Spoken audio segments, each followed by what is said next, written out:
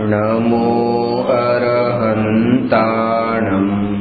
नमो सिद्धाणं नमो आयर्याणं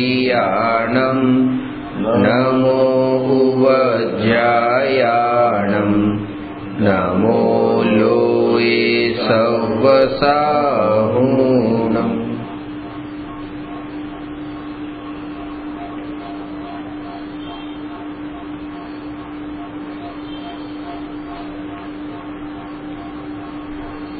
प्रश्न नंबर 257 खरी मूर्ति पूजा कोने होय?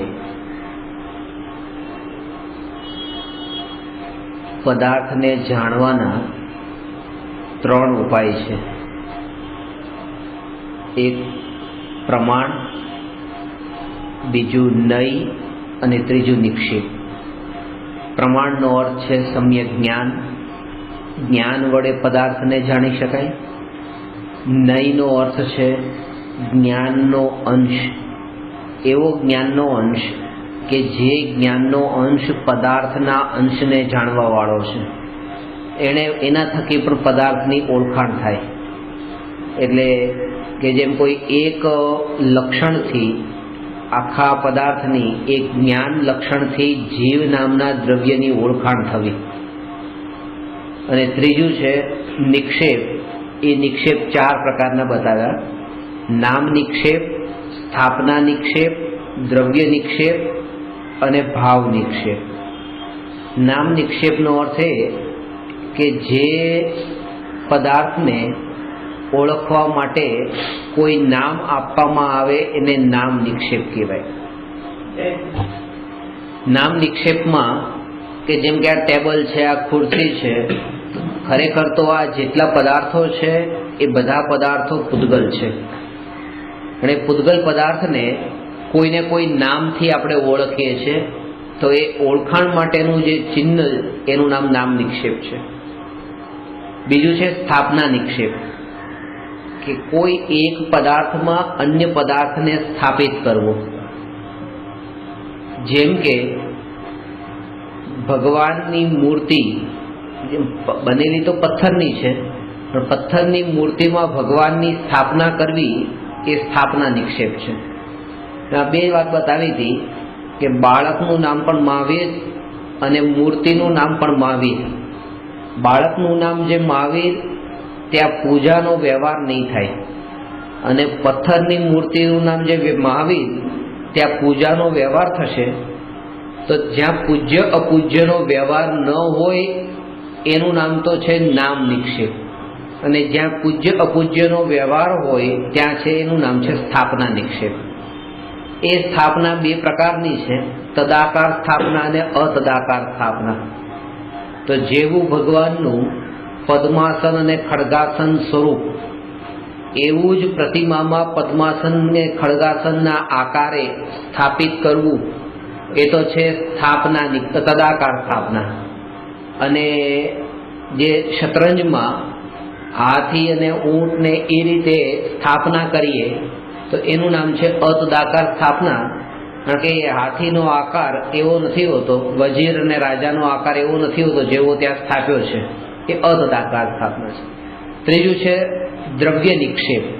आमां अतदाकार क्यां आवे? आपणे मूर्तिमां जे तदाकार छे, अतदाकार क्यां व्यवहारमां केवी रीते? ए रीते पण व्यवहारमां पण कोई वस्तुने अतदाकार स्थापना रूपे आपणे ज्यारे स्थापीए छे एना अंदर ए स्वरूप छे नहीं, त्यां ए छे नहीं, पण त्यां एने ए रूपे एवी रीते स्थापी दीधुं छे, खाली ओळखवा माटे त्यां आपणने। आ खाली धर्मने समजवा माटे के आत्माने समजवा माटे त्यां निक्षेप काममां नथी आवता, जगतना व्यवहारमां पण आपणने आ रीते काममां आवे छे।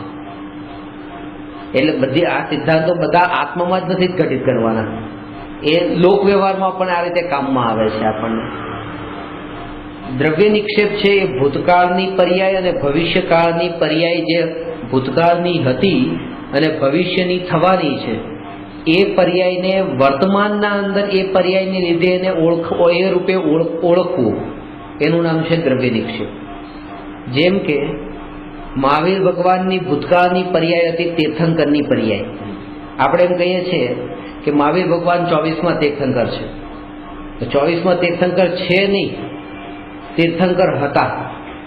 તીર્થંકર તો ત્યાં સુધી હતા જ્યારે એમને તીર્થંકર પ્રકૃતિનો ઉદય હતો. આજે તો તીર્થંકર પ્રકૃતિનો ઉદય નથી. આજે તીર્થંકર પ્રકૃતિનો તો શું એકય પ્રકૃતિનો ઉદય નથી. અને તો પણ આપણે વર્તમાનમાં એમ કહીએ કે 24માં તીર્થંકર મહાવીર ભગવાન. તો એ જે કહેવું એ રૂપે મહાવીર ભગવાનને જાણવા એનું નામ છે દ્રવ્ય નિક્ષેપથી આપણે તીર્થંકર ભગવાન તરીકે જાણીએ છીએ. અથવા તો મહાવીર ભગવાન સિવાય સિમંદર ભગવાનને સિદ્ધ ભગવાન રૂપે જાણવા એ પણ દ્રવ્ય નિક્ષેપ. મહાવીર ભગવાન વર્તમાનમાં સિદ્ધ છે અને ભૂતકાળમાં તીર્થંકર હતા. સિમંદર ભગવાન વર્તમાનમાં તીર્થંકર છે અને ભવિષ્યમાં સિદ્ધ થશે. પણ બંનેને ભૂતકાળ કે ભવિષ્યકાળ રૂપે જાણવા એનું નામ દ્રવ્ય નિક્ષેપ છે. એક અપેક્ષાએ આપણને પણ ગુરુદેવ ભગવાન કહેતા તો આ અપેક્ષાએ કે વર્તમાન પર્યાયમાં નથી પણ ભવિષ્યની પર્યાયમાં થવાનું તો છે ને એ રીતે. તો એ રીતે પણ ભવિષ્યની પર્યાયને કારણે વર્તમાનમાં એને એ રૂપે ઓળખવા એનું નામ છે દ્રવ્ય નિક્ષેપ. નિશ્ચય નક્કી નથી કે ભગવાન કશું ભગવાન તો નક્કી જ હતું. નક્કી હતું, બરાબર છે. ભૂતકાળની અને ભવિષ્યની પર્યાયના અંદર આપણું પણ નક્કી જ છે. ગુરુદેવને દેખાતું હતું એટલે ગુરુદેવ કહેતા હતા. એ તો દ્રવ્ય અપેક્ષા, એ દ્રવ્ય અપેક્ષા એ તો કહેતા જ હતા. પણ હું તમને એ પણ કહું છું કે ભૂતકાળની પર્યાય ભવિષ્યની પર્યાયમાં પણ ભૂતકાલ પ્રભુ આપકા વહ મેરા વર્તમાન, વર્તમાન જો આપકા વહ ભવિષ્ય મમ જાન. હવે આ પહેલી વાત તો બરાબર છે કે ભૂતકાલ પ્રભુ આપકા વહ મેરા વર્તમાન, એ તો પાકી છે. પણ વર્તમાન જો આપકા વહ ભવિષ્ય મમ જાન એ ક્યાં પાકી છે? પણ કીધું ને એવું કે વર્તમાન જો આપકા વહ ભવિષ્ય મમ જાન આવે છે ને કે વર્તમાન ભવિષ્યની પર્યાય એ થવાની છે અને જ્ઞાનીઓને એ દેખાય છે. કારણ કે એટલા માટે જ તે કે આ વાત તમારા કાનમાં પડી છે, આ કરોડો જીવોને આ વાત રુચિ નથી, તમને રુચિ છે અને એની સાધના શરૂ કરી છે. કારણ કે નિકટ કાળે તમે પામવાના છો. હજી જે થોડી ઘણી વિકૃતિઓ પડી છે, વિકૃતિઓ આ રીતે જ નીકળવાની છે આ પુરુષાર્થથી. એટલે ડરવું નહીં. નાનો છોકરો જ્યારે ચાલતો હોય ને ચાલતા ચાલતા પડતો હોય તો બીજા જે ચાલનારા મોટાને જોઈને એ ચાલવાનું બંધ નહીં કરી દે. એમ પડશે પણ હજી પણ કે આવી રીતે ચાલવાનું હોય. પ્રાથમિક સ્ટેજ આ જ હોય. એટલે મેં તમને એકવાર વાત કરી હતી કે આપણને મહાવીર ભગવાનની જે સાધ્ય દશા છે, જે પ્રાપ્ત કરેલી દશા છે એનું તો જ્ઞાન છે. કારણ કે પૂજા ભક્તિ બધી એની જ કરીએ છીએ. પણ જે સાધક દશા હતી એને જાણતા નથી. જે શરૂઆત, જે બિગિનિંગનો પોઈન્ટ હતો એ નથી જાણતા. જે એન્ડિંગનો પોઈન્ટ છે એને જાણીએ છીએ. અને જો બિગિનિંગના પોઈન્ટને જો જાણી લો તો તમારો પુરુષાર્થ અત્યારે નબળો નહીં પડે. કે બિગિનિંગ પોઈન્ટ ઉપર એ પણ તમારા ને મારા જેમ જ હતા. એ હિંમત હકીકતમાં આમ છે. પાછું હિંમત રાખવા માટે પણ કહું છું એમ પણ નથી, હકીકત જ આમ છે. ભલે એ એક દિવસમાં 1 મિનિટ પણ ક્ષમતા ભાવથી રહ્યા તો 1 મિનિટ નહીં તો અડધી મિનિટ, અરે 15 સેકન્ડ, 1 સેકન્ડ માટે પણ સમભાવ કે જે પદાર્થ જ્ઞાનમાં જણાયો અને એ જણાવવા રૂપે જ રહ્યો, એના પછી પાછળથી આવતા કોઈ વિકલ્પ કે કોઈ રાગ કે કોઈ દ્વેષ, કોઈ ભાવ નહીં, એનો માત્ર જ્ઞાતા બની રહ્યો એવો અભ્યાસ તો કરું. અને એ અભ્યાસ કરવો એ ધર્મની એ જ સાધના છે, બીજી કોઈ સાધના જ નથી. સાધનામાં એ હાથમાં આ રીતે પૂજાની થાળી લઈને બેસવું ને હાથમાં માળા લઈને બેસવું કે ભગવા કપડાં પહેરીને બેસવું કે એ કોઈ સાધના નથી. સાધના આ છે કે જે પદાર્થ જ્ઞાનમાં જણાયો, એ પદાર્થ જ્ઞાનમાં તમને જણાયો ત્યાં તમારી સાધના ભંગ થઈ. એ પદાર્થ જ્ઞાનમાં જણાય અને પદાર્થની અનુભૂતિ ન થઈને તમને જ્ઞાનની અનુભૂતિ થાય તો તમારી સાધના સફળ થઈ. તમે અંદર દાખલ થયા અને તમારો અનુભવ મને થયો તો હું મારી સાધના નકામી ગઈ. તમે અંદર દાખલ થયા અને મને મારા જ્ઞાનની જ અનુભૂતિ થઈ તો મારી સાધના સફળ થઈ. એનું પ્રૂફ એ કે તમે આવ્યા અને પછી તમે ગયા તો અહીંયા તરંગ નહીં ઉઠી સુખ કે દુઃખની, કારણ કે મેં જ્ઞાનની જ અનુભૂતિ કરી હતી, જ્ઞેયની અનુભૂતિ નથી કરી. જ્ઞેયોની અનુભૂતિ કરનારાને તરંગો ઉઠે છે અને જ્ઞાનની અનુભૂતિ કરનારાને ધારા રહે, ટકીને રહે છે. તરંગ અને ધારા વચ્ચે આ અંતર છે.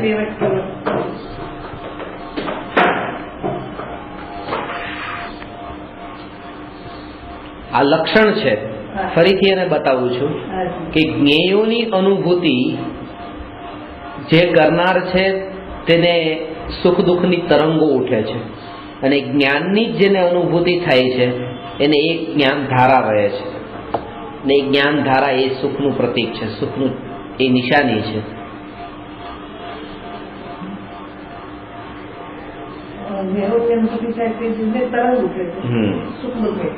હા,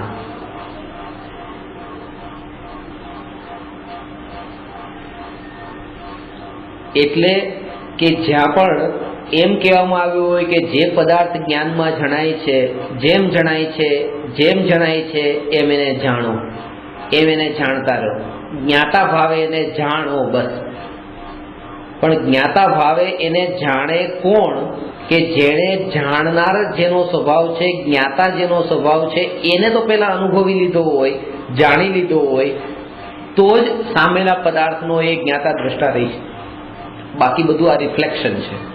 રિફ્લેક્શનનો મતલબ એ કે મારે તમને પણ ભગવાન તરીકે જાણવા છે, તમને પણ ભગવાન તરીકે જાણવા છે, દરેકને ભગવાન તરીકે જાણવા છે. પણ દરેકને ભગવાન તરીકે હું ત્યારે જ જાણી શકીશ જ્યારે મેં પોતાને ભગવાન તરીકે જાણ્યો છે. જેવો હું વ્યવસ્થિત રીતે તૈયાર થયો હોઈશ એવો જ દર્પણમાં હું રિફ્લેક્ટ થવાનો છું. જો મારે દર્પણમાં જો જે રૂપે જોવા ઈચ્છું છું એ રૂપે જે રૂપે જોવા ઈચ્છું છું એ રૂપ મારે પોતાનું તૈયાર કરવું પડશે તો દર્પણમાં એવું રિફ્લેક્ટ થશે. પોતે હું પોતે જાણનાર છું, મારે તમને ભગવાન તરીકે જાણવા છે કે તમે ભગવાન છો, તમે ભગવાન છો. પણ હું પોતાને પામર માનતો હોઉં અને પામર રૂપે જ અનુભવ કરતો હોઉં, તમે મને ભગવાન ક્યારેય પણ નહીં જણાવો. અને જો ભગવાન તરીકે દેખાઈ પણ ગયા એ રૂપે તો પણ ત્યાં પામરતાનો ભાવ ટકીને રહેશે. એના કારણે આનંદ નહીં પ્રગટે, ત્યાં પણ ગુલામી કરવાનો ભાવ આવશે. જેવો ભાવ અત્યારે આવે છે કે દેરાસરમાં જઈને બેસીએ છીએ અને ભગવાનને ભગવાન તરીકે જાણીએ છીએ, પોતાને પામર જાણીએ છીએ. ભક્તિના ભાવથી આગળનો કોઈ બીજો ભાવ જ નથી ઉત્પન્ન થતો કે એની આગળ પણ કંઈક છે. ત્યાં તો પાપ લાગે છે, એનાથી આગળ વધુ પાપ લાગે છે. ભગવાનને પૂજલ ગણો કે અજીવ તત્વમાં રાખો, ભગવાનને અજીવ ગણો, કેવી રીતે મૂકી શકીએ? ત્યાં તો પછી આ લાગે મોટા મોટો મહા અપરાધ કરે છે. સ્વ અને પરનો જ્યાં સુધી ભેદ નથી થયો ત્યાં સુધી આ રીતે રહેશે. જ્યાં સ્વ અને પરનો ભેદ થયો ત્યાં પર અને પર વચ્ચેના બધા ભેદ સમાપ્ત થઈ ગયા. ત્યાં પરમાત્મા અને પૈસો એ બંને એક જ કેટેગરીમાં જતા રહ્યા, કારણ કે બે પર વચ્ચેનો ભેદ સમાપ્ત થઈ ગયો. બધા પર તે પર અને પર સંબંધી વિકલ્પ એ જ આત્માનો ઘાત. કેમ એવું માનવા ભગવાનને પદ તરીકે માનવા તૈયાર નથી? અજીબ માનવા તૈયાર જ નથી થતો એવું કેમ? કારણ કે હજુ સ્વભાવની એટલી મહિમા નથી. જેને સ્વભાવની મહિમા આવે, બીજું કે પરમાત્માનું સ્વરૂપ જે છે એને ક્ષણિક નથી જાણતું, એ પણ ક્ષણિક છે. પરમાત્મા પણ ક્ષણિક છે. એ શાશ્વત થઈ ગયા. ક્ષણિકનો અર્થ એમ નથી કે જે નષ્ટ થવા વાળું હોય એ ક્ષણિક. ક્ષણિકનો અર્થ એવો પણ છે જે ઉત્પન્ન થવા વાળું હોય એ પણ ક્ષણિક. તો એ ભગવાનનું પદ એ પ્રગટ થયું ને, કેવળ જ્ઞાન પ્રગટ થયું ને, જે પ્રગટ થયું છે તે પણ ક્ષણિક છે અને જે નષ્ટ થવા વાળું છે તે પણ ક્ષણિક છે. કારણ કે પ્રગટ થવાનું નામ પર્યાયનું ઉત્પન્ન થવું અને નષ્ટ થવાનું નામ પર્યાયનું વ્યય થવું. પર્યાય એટલે ક્ષણિક નહીં. તો પણ ત્યાં પરિણમન ચાલુ છે, ત્યાં સ્થિરતા નથી. ત્યાં સ્થિરતા નથી. જો એનું નામ જો અપરિણામી તત્વ હોત તો એનું ધ્યાન કરવાથી કેવળ જ્ઞાન થાત, પણ કેવળ જ્ઞાનનું ધ્યાન કરવાથી કેવળ જ્ઞાન નથી થતું. કેવળ જ્ઞાનનું ધ્યાન કરવાથી સમ્યક દર્શન નથી થતું. કેવળ જ્ઞાનનું ધ્યાન કરવાથી વિકલ્પો વિકલ્પો વિકલ્પો ચાલુ રહે છે. તો પછી એને એટલા માટે ત્રિકાળીની વાત કરી કે ત્રિકાળી ધ્રુવ તત્વ, એકલું ત્રિકાળી ધ્રુવ તત્વ અને બીજી બાજુ આખું જગત. એમાં કેવળ જ્ઞાનની પર્યાય પણ હોય કે પૈસાની પર્યાય હોય કે કોઈ પણ પર્યાય હોય. એ હું નહીં એવો વિચાર કરવો. તો પછી પ્રવચન સારમાં દેખું તો કારણ શુદ્ધ પર્યાય સ્વીકારે ધૂળ છે. એ ભેદમાં પડ્યા છો અને સમજણ થઈ નથી, એટલા માટે જ તે અપ્રયોજનભૂત વિષયમાં અટકી ગયા છો અને જે કરવા જેવું છે એ કર્યું નથી. આમાં અટકી જાય છે. શબ્દોની માયાજાળમાં નહીં અટકો, કારણ કે તમારી પાસે સમય એટલો નથી. ખરેખર પોતાનું કરવા જેવું કાર્ય કરી લો. હજુ પણ ફરી કહું છું, અપ્રયોજનભૂત વિષયોમાં શબ્દોની માયાજાળમાં નહીં પડો. કારણ શુદ્ધ પર્યાય, કાર્ય શુદ્ધ પર્યાય, કારણ પરમાત્મા, કાર્ય પરમાત્મા, પ્રવચન સાર, નિયમ સાર, આ બધા ગ્રંથો પરમ સત્ય છે. પરમ સત્ય છે અને એના અંદર કીધેલી વાત પણ પરમ સત્ય છે, પણ એને હજમ કરવાની તાકાત અત્યારે તમારી નથી, કારણ કે એ શબ્દોની માયાજાળ છે. ખાલી તમે એટલું જ સમજી લો કે જે કંઈ પણ જણાઈ રહ્યું છે તે હું નથી અને જે જાણનાર છે તે હું છું. બસ જે જણાય છે એની મહિમા મને ન હોય અને જાણનારની મહિમા હોય, આટલું જ કરો. આગળનો વિચાર તમે નહીં કરો. આગળની સાધનામાં શું થશે, કેમ થશે, કેવી રીતે થશે, એ કઈ વિચાર નહીં કરો.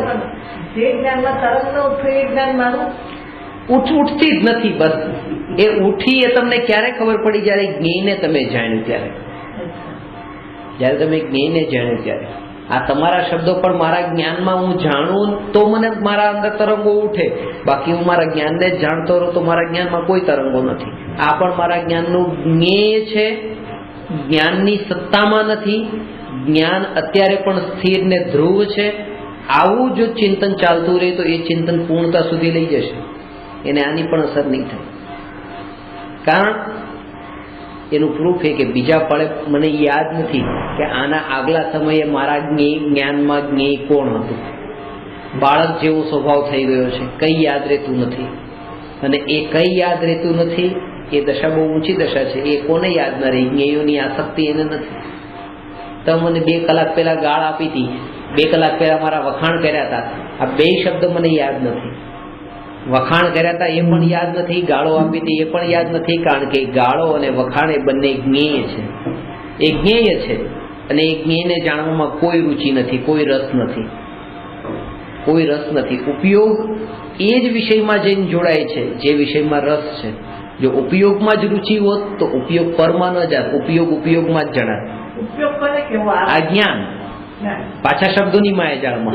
એ જ કહું છું કે શબ્દોની માયાજાળમાં પડ્યા છે ને, એના માટે જ છે ને. આ એટલા માટે જ તે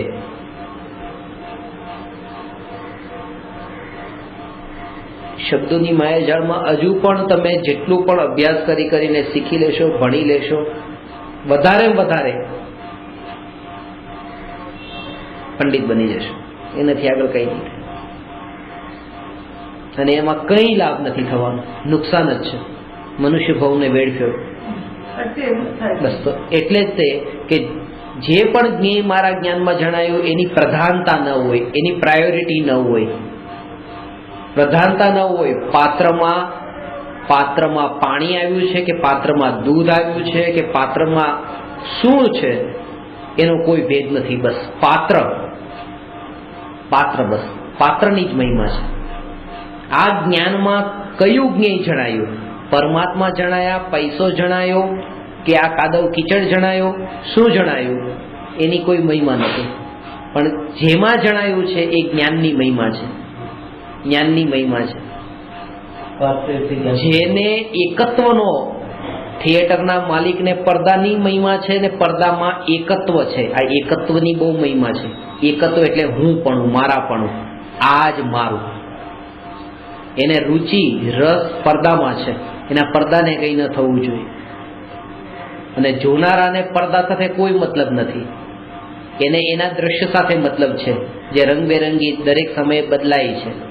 અજ્ઞાનીને જ્ઞાનમાં જણાતા ક્ષણે ક્ષણે બદલાતા એવા જ્ઞેયોમાં રુચિ છે.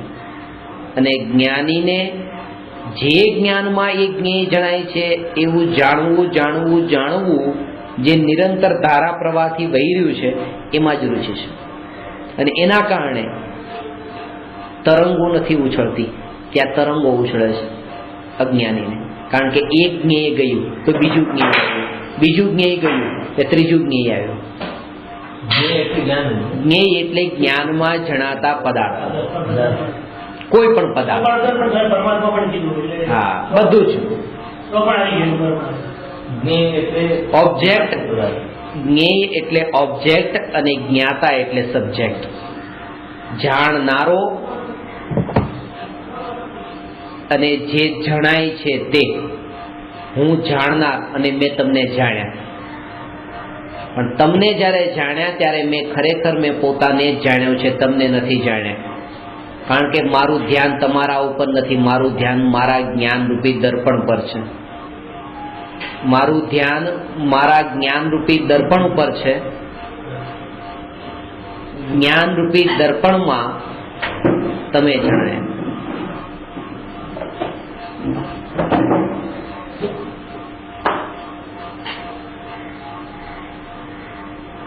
જેને રુચિ, એકત્વ,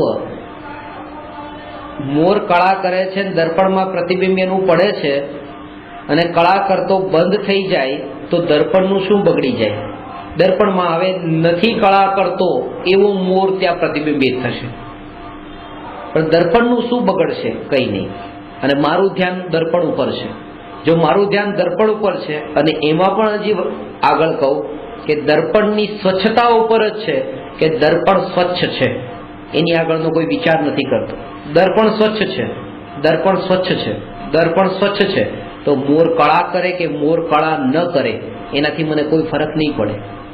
તો મારી સામે તમે આવ્યા, તમે આવીને તમે જતા રહ્યા, પાછા તમે આવ્યા, તમે જતા રહ્યા, પણ મારું ધ્યાન મારા જ્ઞાન રૂપી દર્પણ ઉપર છે, જેમાં તમે રિફ્લેક્ટ થયા છો.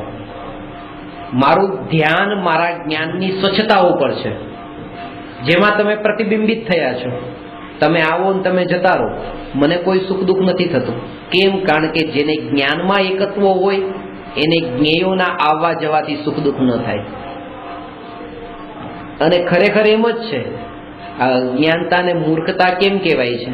કે જે મોર દર્પણમાં ઘૂસ્યો જ નહોતો, દર્પણમાં મળ્યો જ નહોતો, મોર મોરમાં જ હતો, પણ દર્પણમાં એની કલ્પના કરી હતી, દર્પણ સાથે એનો સંબંધ જોડ્યો હતો.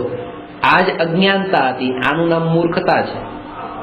તમે તમારામાં જ છો, તમે મારામાં આવ્યા જ નથી, મારા જ્ઞાનના અંદર તમે મળ્યા નથી. અને તમે મારા જ્ઞાનમાં જ રિફ્લેક્ટ થયા, એના કારણે હું આકુળિત વ્યાકુળિત થાવ, દુઃખી થાવ, તો મને એ વાતનું ભેદ જ્ઞાન નથી, મને એની સમજ નથી કે તમે તમારામાં જ હોઈ શકો છો, તમે મારામાં નથી હોઈ શકતા. જો એનું ભેદ જ્ઞાન મને હોય તો આ સ્થિતિ આવે જ નહીં, આટલું દુઃખ જ ન હોય. આ બધા જીવોનું જે દુઃખ છે, દુઃખ એ જ છે કે પોતાની સત્તામાં પરની સત્તા માની બેઠા છે. પોતાના જ્ઞાનની જે સત્તા છે એ જ્ઞાનની સત્તા, એ જ્ઞાન જેને જેને જાણે છે એ પદાર્થ જ્ઞાનમાં જણાય છે. જ્ઞાનની સત્તામાં એ પદાર્થ ઘૂસી જતો નથી, પણ માને છે એમ કે આ પદાર્થ મારા જ્ઞાનની સત્તામાં આવ્યો. જ્ઞાનની સત્તામાં એક પણ જ્ઞેય આવતું નથી, એક પણ પદાર્થ આવતો નથી. એ કળા કરતો મોર કળા કરતો બંધ થઈ જાય કે એની પછી ત્યાં અગ્નિ આવી જાય કે એની પછી ત્યાં ખુરશી આવી જાય કે એની પછી ત્યાં ટેબલ આવી જાય, દર્પણની કિંમતમાં કોઈ ફેર નથી પડવાનો. દર્પણ તો એટલું જ છે, એનું મૂલ્ય એટલું જ રહેવાનું છે.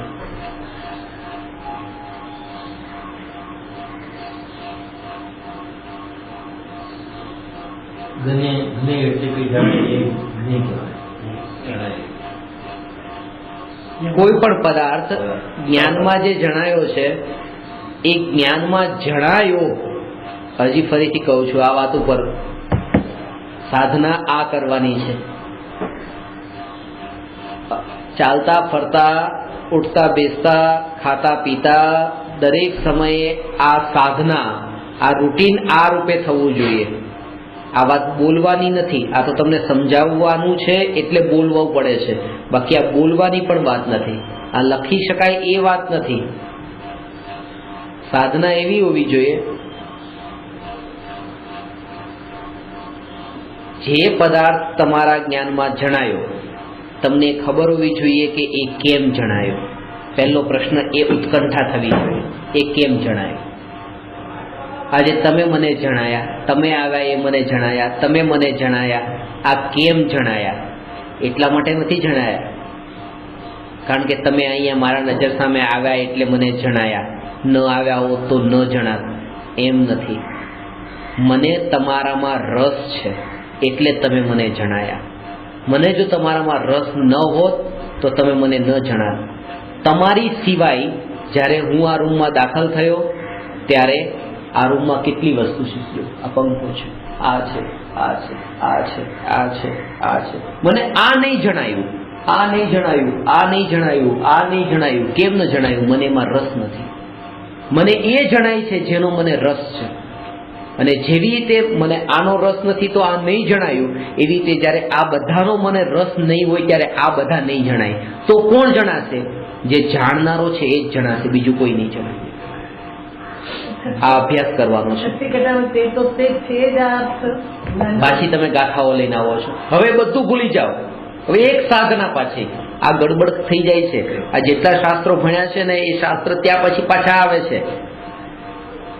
એ જ અંતર છે ગુરુમાં અને સદગુરુમાં.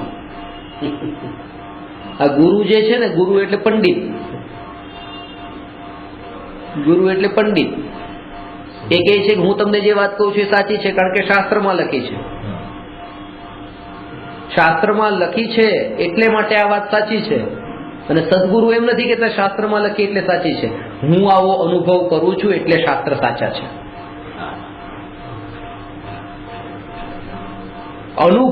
અનુભવ કરનાર એ ચેતન છે, આ બતાવનાર અચેતન છે. ચેતનનો અનુભવ વધારે મહિમાવાન છે, એ વધારે વેલિડ છે. હવે છઠ્ઠી ગાથા હું નથી કહેતો કે છઠ્ઠી ગાથામાં કીધું કે 13મી ગાથામાં કીધું કે 38મી ગાથામાં કીધું, 73મી ગાથામાં કીધું. આ અનુભવ છે એ સાચો છે. બસ એ બધું એના કારણે સાચું છે કારણ કે આ અનુભવ સાચો છે. એ અનુભવની મહિમા એટલી હદ સુધી આવે ત્યારે અનુભવ થાય છે, નહીં તો પાછા શાસ્ત્રોમાં અટકવાનું થાય છે. અનુભવ હવે શાસ્ત્ર વાંચ્યા એટલે એના આધારે આવે, બરાબર છે. પણ શાસ્ત્ર એકવાર નથી વાંચ્યા, અનંત વાર વાંચી લીધા. અને વાંચીને તે અનુભવમાં અટકાવનારા એ શાસ્ત્ર જ હતા પાછા. આ જે આવ્યું ને અત્યારે, જો જે ધારાથી હું બોલતો હતો એ ધારાથી એ સાંભળીને એ જ ધારાથી આગળ વધતા જતા હોત તો અત્યાર સુધી એ પણ પામી ગયા હોત. પણ કેમ નહીં પામ્યા? કારણ કે આ ગાથા વચ્ચે આવી, એ શબ્દો વચ્ચે આવ્યા. તે તો તે જ છે, શબ્દ વચ્ચે આવ્યો. એ કારણ શુદ્ધ પર્યાય અને કાર્ય શુદ્ધ પર્યાય વચ્ચે આવી. એ કારણ પરમાત્મા ને કાર્ય પરમાત્મા વચ્ચે આવ્યો. ત્યારે એ બધું બરાબર છે. હવે આ ધારા એ ચાલે. કારણ કે એ બધું તમને એટલા માટે ભણાવવામાં આવ્યું હતું કારણ કે તમે આ સ્થિતિમાં આવી જાઓ. અને આ સ્થિતિમાં આવીને પાછું જો એ જ આવતું હોય તો પછી આ સ્થિતિ ક્યારે આવશે? બુદ્ધિ વિલાસ થઈ ગયો. અને એ તમને હજી રૂચે છે.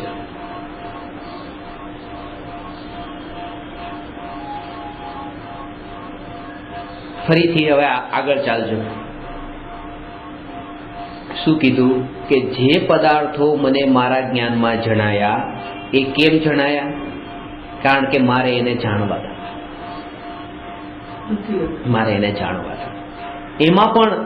એમાં પણ જેટલી રુચિની તીવ્રતા, તમે આવ્યા મેં તમને જાણ્યા, પણ તમારામાં પણ ઘણું બધું છે. હવે તમારા કપડાં છે, તમારા ચશ્મા છે, તમારી પેન છે, તમારા વાળની સ્ટાઇલ છે, તમારા આ બધું, એમાં પણ મને જેમાં રસ છે એને જ હું જાણું છું. એ વાતને બતાવે છે કે અંદરમાં વિષયની લોલુપતા કયા વિષય સંબંધી પડેલી છે. ઘરમાં 1000 વસ્તુઓ પડી છે અને એક વસ્તુ એવી છે, બાકીની 999 વસ્તુ તો ઘણી વખત કામમાં આવે છે, ઘણી વખત એના તરફ ધ્યાન જાય છે. એક વસ્તુ લાવીતી ને લાવીને મૂકી દીધી, પડી છે. એના તરફ લાવ્યા પછી ક્યારે ધ્યાન જ ન ગયું. 10 વર્ષથી પડી છે ખૂણામાં, ધ્યાન જ નથી ગયું. અને ઘરમાં કોઈ વ્યક્તિ, બીજી વ્યક્તિનો પ્રવેશ થયો, એને એ જ વસ્તુ દેખાડી, બાકીની 999 દેખાતી, એને એનું ધ્યાન ત્યાં જ ગયું. આનું ધ્યાન ક્યાંય એ તરફ જતું જ નતું. આ એ વાતને બતાવે છે કે એ આસક્તિ, એ લોલુપતા જે વિષયની હોય એ જ વિષય તમારા જ્ઞાનમાં જણાશે. પર્યાયની લોલુપતા છે, પર્યાયની આસક્તિ છે, તો ત્યાં પણ પછી કેવળ જ્ઞાનને, પરમાત્માને એ જ જણાશે. ત્યાં પણ ત્રિકાળી ધ્રુવ ઉપર લક્ષ્ય નહીં આવે, ત્યાં પણ પર્યાય ઉપર જ દ્રષ્ટિ દેશે કે બસ હું તો સંસારી ને એ મુક્ત, હું તો અજ્ઞાની ને એ જ્ઞાની, હું તો હજુ અધૂરો અને એ પરિપૂર્ણ. દ્રષ્ટિ એવી રહેશે, કારણ કે હજુ રસ પર્યાયનો છે, પર્યાયનો રસ છે.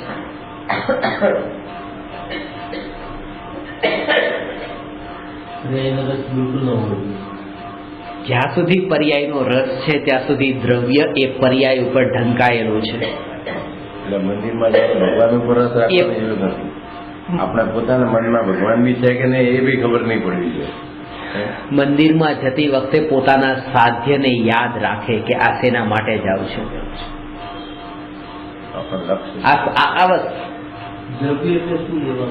એને આનંદ, એનો આનંદ હોય કે જાઉં છું, ઉલ્લાસ હોય, પણ અંદર સંતુષ્ટિ ન હોય, એને ખેદ વ્યક્ત થતો હોય. લાયસન્સ મળ્યું છે, લર્નિંગ લાયસન્સ મળ્યું છે, આનંદ છે, લર્નિંગ તો મળ્યું, પણ એમાં સંતુષ્ટિ ન હોય, એને ખેદ થાય છે કે હજુ આ ગાડી લઈને એલ લગાડીને મારે બજાર વચ્ચે નીકળવું પડે છે, આ ક્યારે છૂટી જાય, આ લર્નિંગનો સિક્કો ક્યારે છૂટે, ક્યારે પાક્કું લાયસન્સ મળી જાય. એ એક સાધક, એક દશા વચ્ચે એવી આવે છે, પણ એ દશામાં સંતુષ્ટિ ન હોય. તો એક સ્થિતિ એવી છે કે જ્યાં સુધી હું પોતાના આત્માનો અનુભવ નથી કરતો ત્યાં સુધી પરમાત્માનું ચિંતન, મનન એ બધું બરાબર છે, સાધન છે, પણ એમાં સંતુષ્ટિ ન હોવી જોઈએ. એનાથી પૂરેપૂરું એને પહેલા નિર્ણય કરેલો હોવો જોઈએ કે આ મારું સાધ્ય નથી, પણ એનો નકાર પણ ન જોઈએ કે નહીં મારે તો લર્નિંગ જોઈએ જ નહીં, મને તો પાક્કું પહેલા આપી દો, તો એને ક્યારેય પાક્કું નહીં મળે. આ સાધન તો આવી રીતે જ થશે. આંગળી કપાઈ તો જ્ઞાન મારું દેખાયું.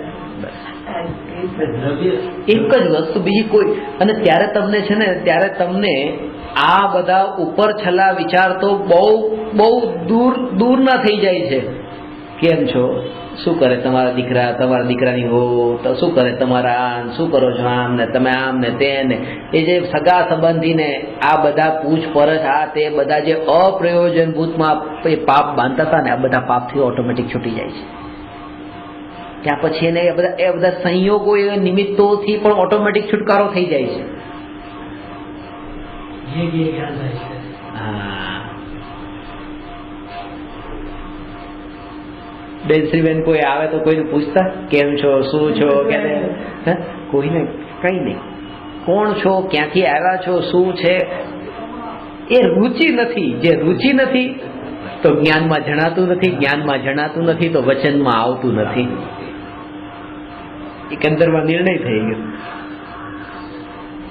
અને એના કારણે બહુ ઓછા લોકો જતા. જેટલા મહારાજ સાહેબોની પાસે જાય એટલા નતા જતા, કારણ કે ત્યાં પૂછપરછ થાય છે, ત્યાં આવકાર મળે છે, આવો, ક્યાંથી આવ્યા, બેસો.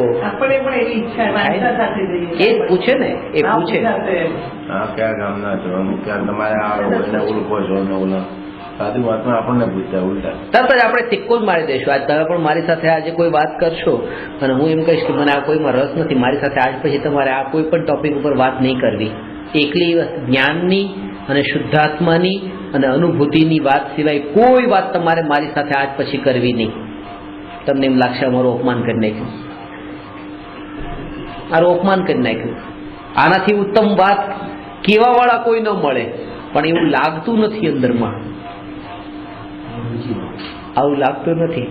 કારણ કે આપણને એ નથી સાંભળવું જે સત્ય છે, આપણને એ સાંભળવું છે જે આપણું મન પહેલેથી માને છે, આપણને અંદરમાં જે રૂચે છે. આજે હું તમને કોઈ વાત કહું ને એ વાત તમને ગમી નહીં એટલે નથી ગમી, કારણ કે મેં બહુ સાચી વાત કીધી છે. પ્રૂવ થાય એવી વાત કીધી છે, બિલકુલ પ્રૂવ થયેલી વાત કીધી છે એટલે નહીં, પણ તમારા અંદર ખૂણામાં આ વાત પહેલેથી પડેલી હતી અને એ જ વાત તમારા કાનમાં પડી, મેચ થઈ, એ ગમી. અને જ્યારે જે વાત તમને કહું ને તમારા અંદર એ વાત ક્યાંય પડેલી નથી, તમે તો એનો નકાર કરો છો. હા, તમે એનો વિચાર કરો તો એનો સ્વીકાર થઈ શકે, પણ વિચાર કરવા પણ મન તૈયાર નથી. કારણ કે વિચાર કરશે તો પેલા જૂની જેટલી બધી વાતો પડેલી છે બધી પાછું બહાર નીકળવું પડે, અને એ નીકળવા માટે અત્યારે એવી તૈયારી નથી. એટલા માટે પ્રવચન સાંભળવા જઈએ ત્યાં પણ આપણે આ સ્વીકાર કરીએ છીએ, આનો અસ્વીકાર કરીએ છીએ. એટલે ઘણા લોકો કે ગુરુની પાસે જવું, ગુરુની પાસે જઈને જે તમને ગમે, રૂચે એ સ્વીકાર કરી દે, નહીં રૂચે છોડી દેવાનું. અરે તો અડધો ગાંડો પણ એ જ કરતો હોય કે કોઈ પણ વાત જે છે એને રૂચે એને સ્વીકારે, ન રૂચે એને ન સ્વીકારે. આમાં મોટી વાત શું છે? કે ગુરુની પાસે જઈને આ કામ કરવાનું છે કે જે તમને રૂચે સ્વીકારો, ન રૂચે નહીં સ્વીકારો. એનો મતલબ એ કે આ સ્વીકારવા જેવું છે ને આ સ્વીકારવા જેવું નથી ગુરુમાંથી, એટલે ગુરુના ગુરુ તમે બની ગયા. ગુરુ એ નથી પણ તમે પછી અસોટ કર્યું કે આમ નહીં આમ હોવું જોઈએ. ત્યાં તો પૂરું સમર્પણ ભાવ જોઈએ કે જે વાત તમે મને બતાવો છો આ બધી પરમ સત્ય છે ને મારા માટે હિતદાયક છે. કોઈ પણ પ્રકારની બહારની ચર્ચા કરવી નહીં, એકલી અનુભૂતિની વાત સિવાય કોઈ વાત કરવી નહીં.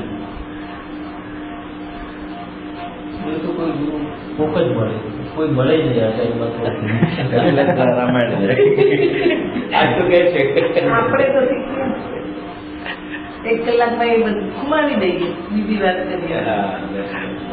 બીજું ઘણું કરેલું છે ને એમ કહું. એની કોઈ પ્રવૃત્તિ નથી, આજ લઈને ઉભા થઈએ તો બસ. બહુ મુશ્કેલ છે.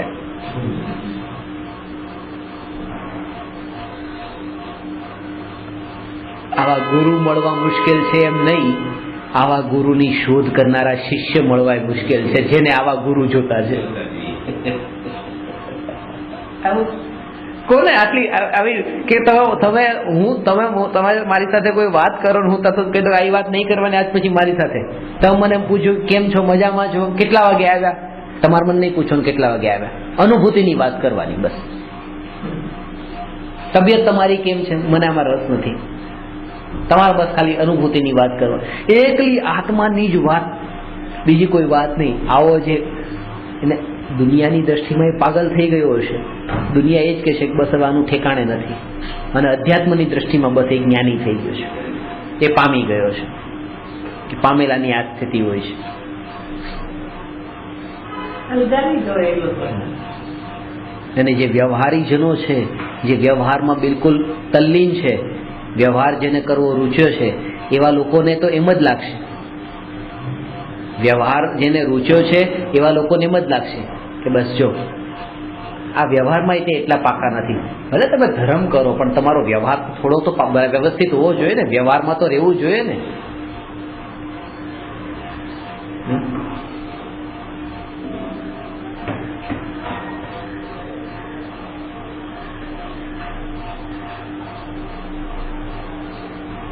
હું પણ ક્યારેક તમારી સાથે કોઈ બીજી વાત કરું તરત મને કહેવાનું બસ એક ન્યાયક આત્માની વાત છે, બીજી કોઈ વાત ન કરો. આવો જિજ્ઞાસુ જીવ. ગુરુ કહે કે આમ નહીં આમ, બસ કે નહીં એક આત્માની જ વાત કરો. એવી કહેવાની હિંમત છે મારા સાહેબની પાસે જઈને? એમ કહેવાની હિંમત છે કે એક આત્માની વાત છે, બીજી કોઈ વાત કરતા નહીં?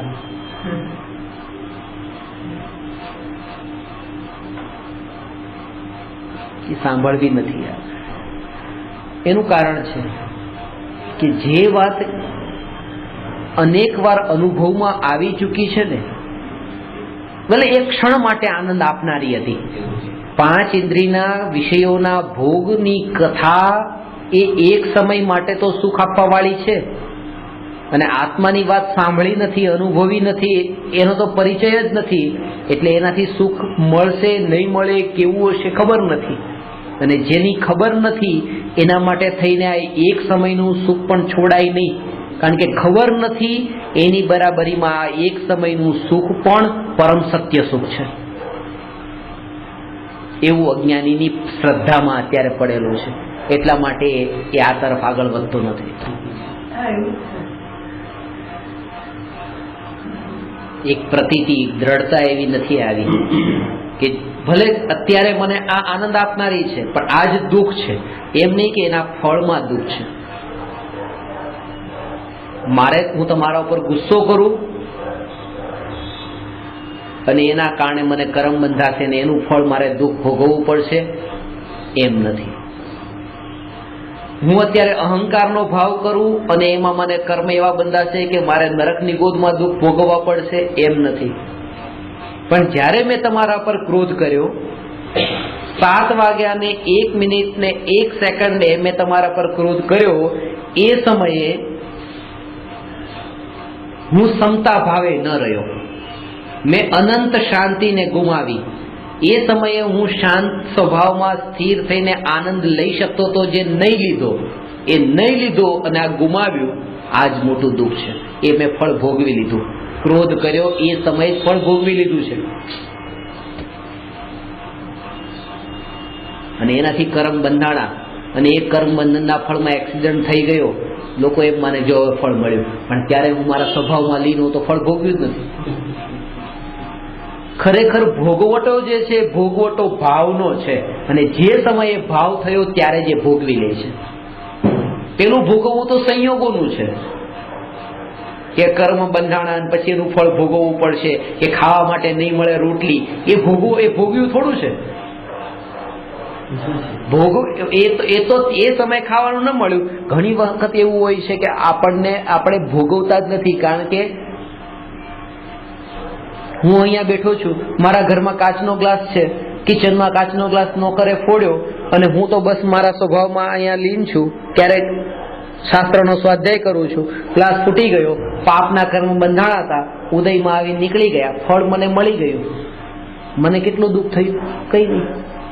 અને આવી રીતે તો કેટલું કર્મનું ફળ મોટા ભાગનું તો આમનામ જ ભોગવાઈ જાય છે, ખબર જ નથી રહેતી કે ક્યાં. ખબર પછી તો પડે છે, પણ એ તો એકની પડી, બેની પડી, ત્યાં તો પછી એ સમય પાછા બીજા અનંત જગ્યાએ કામ થઈ ગયા છે. બીજા પાછા કેટલી જગ્યાએ કામ થયા છે, બધાની ખબર નથી પડતી આપણને. કારણ કે આપણી પાસે એક સમયમાં આપણું અટેન્શન એક જગ્યાએ રહે છે અને ઇન્સિડન્ટ અનંત જગ્યાએ થતા બનતા હોય છે, ઘટતા હોય છે. એ ઘટના પછી આનો એક ગ્લાસ ફૂટી ગયો, 2 દિવસ 3 દિવસ 4 દિવસ પછી ખબર નહીં, આપણે જણાતો નથી, યાદ નથી આવતું, પતી ગયું, પૂરું થઈ ગયું. મારે એ કહેવું છે કે કર્મના ફળને ભોગવવું એ કે ન ભોગવવું એ તમારા હાથમાં છે. બાંધવા નહીં બાંધવા એમ નહીં, ભોગવવું કે નહીં ભોગવવું. શત્રુ છે, મિત્ર છે, એને ભોગવવો કે નહીં ભોગવવો. રસ લીધો તો ભોગવ્યો, જેને રસ લીધો એને ભોગવ્યો, જે રસ નથી લેતો એ ભોગવતો નથી. રસ નથી લેતો એટલે શું? મને રસ નથી એટલે કે મિત્ર આવ્યો એની મને ખબર જ ન રહી. શત્રુમાં રસ નથી તો શત્રુ આવ્યો એની ખબર જ ન રહી. હું મારા પોતાનામાં જ એટલો સ્થિર છું. એ સ્થિરતા કે જેના કારણે આ સંયોગો એટલા પ્રભાવિત નથી કરતા.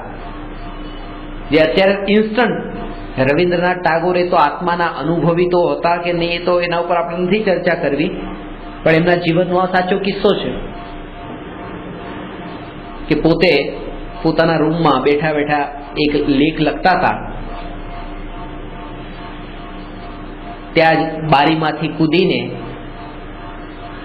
એક વ્યક્તિ આવી અને રિવોલ્વર લઈને આવી, સીધે રિવોલ્વર અહીંયા તાકી તો લખતા હતા અને આમ ઉપર ધ્યાન ગયું તો રિવોલ્વર જોઈ કે આમ માથા ઉપર રિવોલ્વર રાખી છે. પેલાને કીધું 1 મિનિટ ઉભો, હું આ એક વાક્ય પૂરું કરી નાખું. વાક્ય અધૂરું હતું, વાક્ય પૂરું કરી દો, ઉભો રહે, પછી વાત કરીએ આપણે શું છે તારે. જ્ઞાની જેવી એકાગ્રતા તો દૂરની વાત, આવી તો આવી જાય કે હું મારું આ શાસ્ત્રનો સ્વાધ્યાય કરું છું અને મારી સામે કોઈ રિવોલ્વર લાવે તો એક લાઈન બાકી હોય વાંચવાની કે ના હું વાંચી લઉં, ઉભો રહે. એવી સ્થિતિ હજી અરે એ રિવોલ્વર તો દૂરની વાત, પંખો પણ માનો બંધ થઈ ગયો હોય, એક લાઈન બાકી હોય તો બંધ કરીને મૂકી દે, જવા દો યાર, હવે ગરમી થવા માંડશે. એ સ્થિતિ પણ હજી આવી નથી કે આની રુચિ, આની મહિમા એવી નથી આવી કે આ બધી બહારની વસ્તુની મહિમા એને છૂટતી જાય.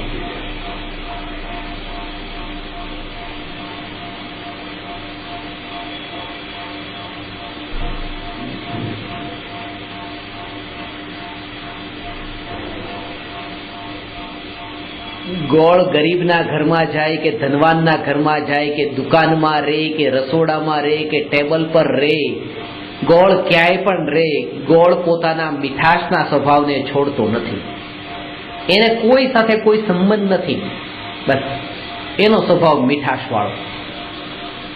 મારી સામે તમે આવ્યા ગયા, બીજા પદાર્થો આવ્યા ગયા, એ આવ્યા ગયા અથવા તો હું એના સંપર્કમાં આવ્યો ને ગયો, પણ મારો જે જાણવા વાળો જે સ્વભાવ છે, જાણવું જાણવું જાણવું, એ સ્વભાવ જતો નથી. અને મહત્તા એની હોવી જોઈએ જે જાણવા વાળો જે સ્વભાવ છે એની, કારણ કે એ ચેતન છે અને એ ચેતનની સામે આ બધું અચેતન છે.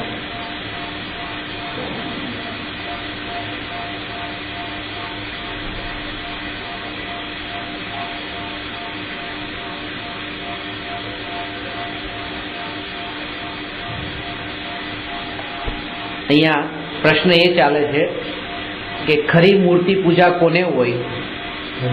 મૂર્તિ પૂજા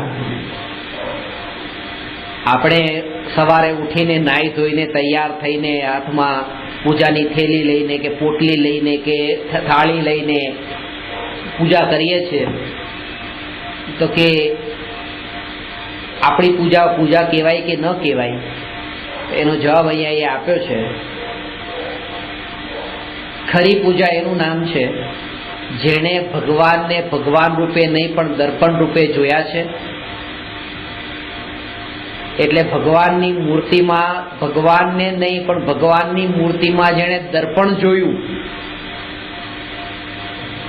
સમજાણી વાત તમને? કે આ ભગવાન નથી, આ આદિનાથ ભગવાનની મૂર્તિ હોય તો એને આદિનાથ ભગવાનની મૂર્તિ દેખાય જ નહીં. જો તમને દેખાણી આદિનાથ ભગવાનની મૂર્તિમાં આદિનાથ ભગવાન દેખાણા તો તમારી પૂજા નિષ્ફળ ગઈ. અહીંયા તો આપણને એમ કે આદિનાથ ભગવાનમાં મહાવીર ભગવાન દેખાય તો નિષ્ફળ ગઈ. આદિનાથ ભગવાનમાં તો આદિનાથ ભગવાન જ દેખાવા જોઈએ તો સફળ થઈ.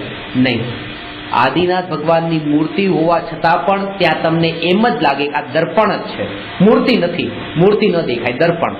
અને હું આ દર્પણમાં રિફ્લેક્ટ થયો છું, આ હું છું. એ આદિનાથ ભગવાનની મૂર્તિ છે પણ એ મૂર્તિ નથી, એ હું છું. આ મારું સ્વરૂપ છે. એ ફરક છે, એ માન્યું છે એટલા માટે જ તમે સંસારી છો, હું સંસારી છું. જો એમ નહીં માનીએ અને આમ માનશું, એકવાર માની તો જો. તમે અહીંયા આપણે અહીંયા ભટકીએ છીએ શું કામ? બસ કારણ કે જો ભગવાન ભગવાન છે અને આપણે તો પામર છીએ. આ વાત સાચી છે? બરાબર છે, હા સાચી છે.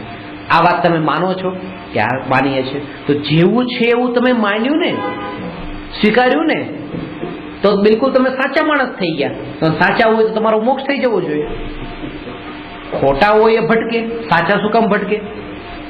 પણ આ ખોટું છે કે ભગવાન ભગવાન છો હું પામર છું, આ વાત ખોટી છે એટલે ભટકીએ છીએ.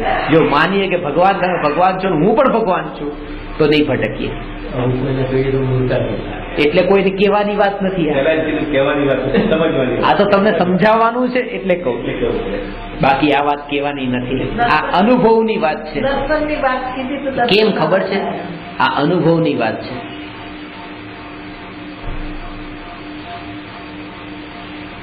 વાત હકીકત એ છે ખાલી પોતાના ખજાનાનું જ્ઞાન નથી. ખજાનાનું જ્ઞાન નથી. ખજાનો છે, હીરાને ખાણમાંથી લાવવાનો નથી. ખાણમાંથી ખોદીને હીરાને કાઢીને લાવવાનું નથી. બહાર કાઢો ને પછી એને પોલિશ કરો ને તૈયાર કરો ને પેલ પાડો ને આ બધું કરવાનું નથી. હીરો તૈયાર મુઠ્ઠીમાં બંધ છે, ખાલી મુઠ્ઠી ખોલીને જોવાનું છે. આપણે પરમાત્મા થવાનું નથી, પરમાત્મા રેડીમેડ છે, ખાલી એના ઉપર અજ્ઞાનનું આવરણ છે. એ આવરણ હટે તો પરમાત્મા અત્યારે જ છે.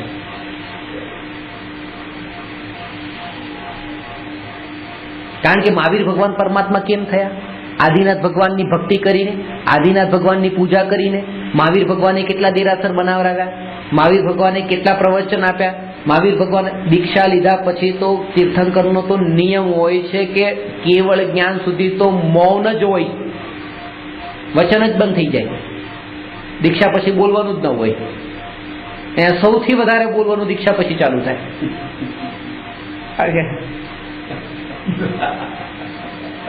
કેવળ જ્ઞાન થયા પછી બોલવાનું હોય, હા, પહેલા ન હોય. પછી બોલે કેવળ જ્ઞાન થયા પછી. પણ આ ખબર છે કે કેવળ જ્ઞાન થવાનું નથી તો પેલા જ બોલી લો.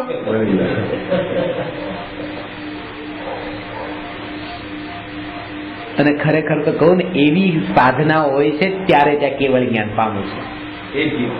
એ જ જીવ પામે, આવા પુરુષાર્થી જીવ. આ વાત બોલવાની ન હોય, આ સમજવાની હોય અને પોતે જ સમજી લેવાની,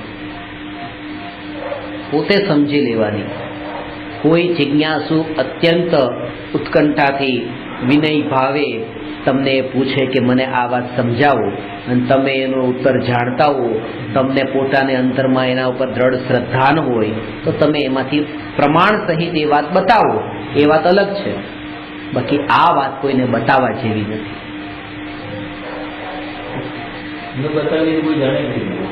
એટલે તમને કીધું ને, આની પહેલાની બધી રિક્વાયરમેન્ટ બતાવી ને. પાછી ઈચ્છા કે બતાવું, હું બતાવું.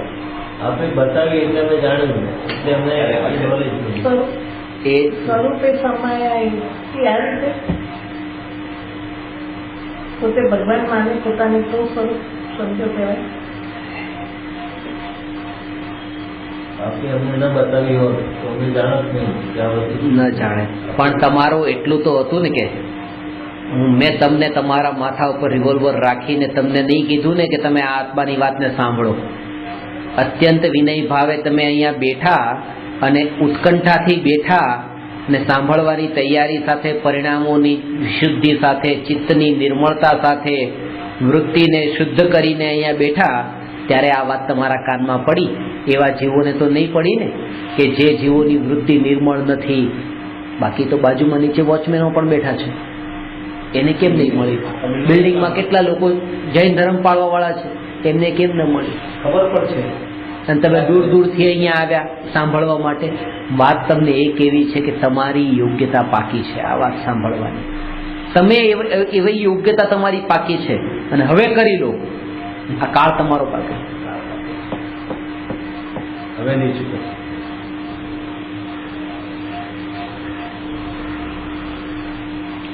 મારી બધી ટિકિટો કેન્સલ કરાવી, ગઈ વખતે ટિકિટ કેન્સલ કરાવી નાખી, નહોતું આવવાનું. આ બધી કેન્સલ જ કરાવવાની, સવારે જ જવું મુંબઈ, પતી ગયું. આ પોતાનું જ કરવાનું છે. પણ પછી પુષ્પાબેનના ફોન આવ્યો અને એટલે એમ કે ઠીક છે તો હવે બસ સીડી સાંભળશું ના. ત્યારે તમારી એમ થયું આ વાંચ્યો છે ના વાંચી આવું ખરેખર એમ. બાકી આ કહેતા એક દિવસ ફોન જોડ્યો છે, ચાલે લાગી ગયો. બહુ ફોન કર્યા કે આટલા વિનય ભાવથી કહે છે કે ચલો અમારે આ રુચિ છે, આવો આવો આવો. આ ઉંમરે અમે નથી આવી શકતા. બાકી એ પણ તૈયારી છે, જો એ જુવાની હોત તો ત્યાં ધક્કા ખાવા તૈયાર થાત, એટલી રુચિ છે. એમ થયું ચાલ જે આવું ચલો એક દિવસ. આ તો રુચિ એટલે છે કે સર તમે અહીંયા આવો છો ને અહીંયા સુધી આવો છો અમારા ઘેર સુધી, એટલે અમને રુચિ નથી. ત્યાં જેવું હોય તો ખબર પડે કે કેટલા રુચિ હોય છે, કેટલા ટાઈમ પહોંચી છે, ત્યાં કેવી રીતે. ઉમરડા અહીંયા આવું થયેલું છે, અહીંયાથી અહીંયા આવવા માટે આટલી વાર લાગે છે, આપણે અડધો કલાક લેટ છે. તો રોજની વાત છે ને, આજ પહેલા દિવસ જ્યારથી આવો ત્યારથી વાત છે. ઉત્કંઠા આજ મારે સવારે 8 વાગે કે જેને જીભને ઉત્કંઠા હોય એ 7 વાગે. આ જ્ઞાન વસ્તુ એવી. હવે માનો કે તમને એમ કે કોઈ પાસે 5 લાખ રૂપિયા લેવાનો હોય ને પેલો ભાઈ તમને ફોન કરે કે 5 લાખ રૂપિયા મારે તમને આપવાના છે, તો કેટલા વાગે આવું? તમે એને ટાઈમ નહીં આપો, સીધો જ કહેશો તું ક્યાં છો, ત્યાં ઉભો રહે, હું આવી જાઉં છું. હલતો નહીં નથી. રુચિ છે કે મળે ન મળે ખબર છે, અનુભવ છે.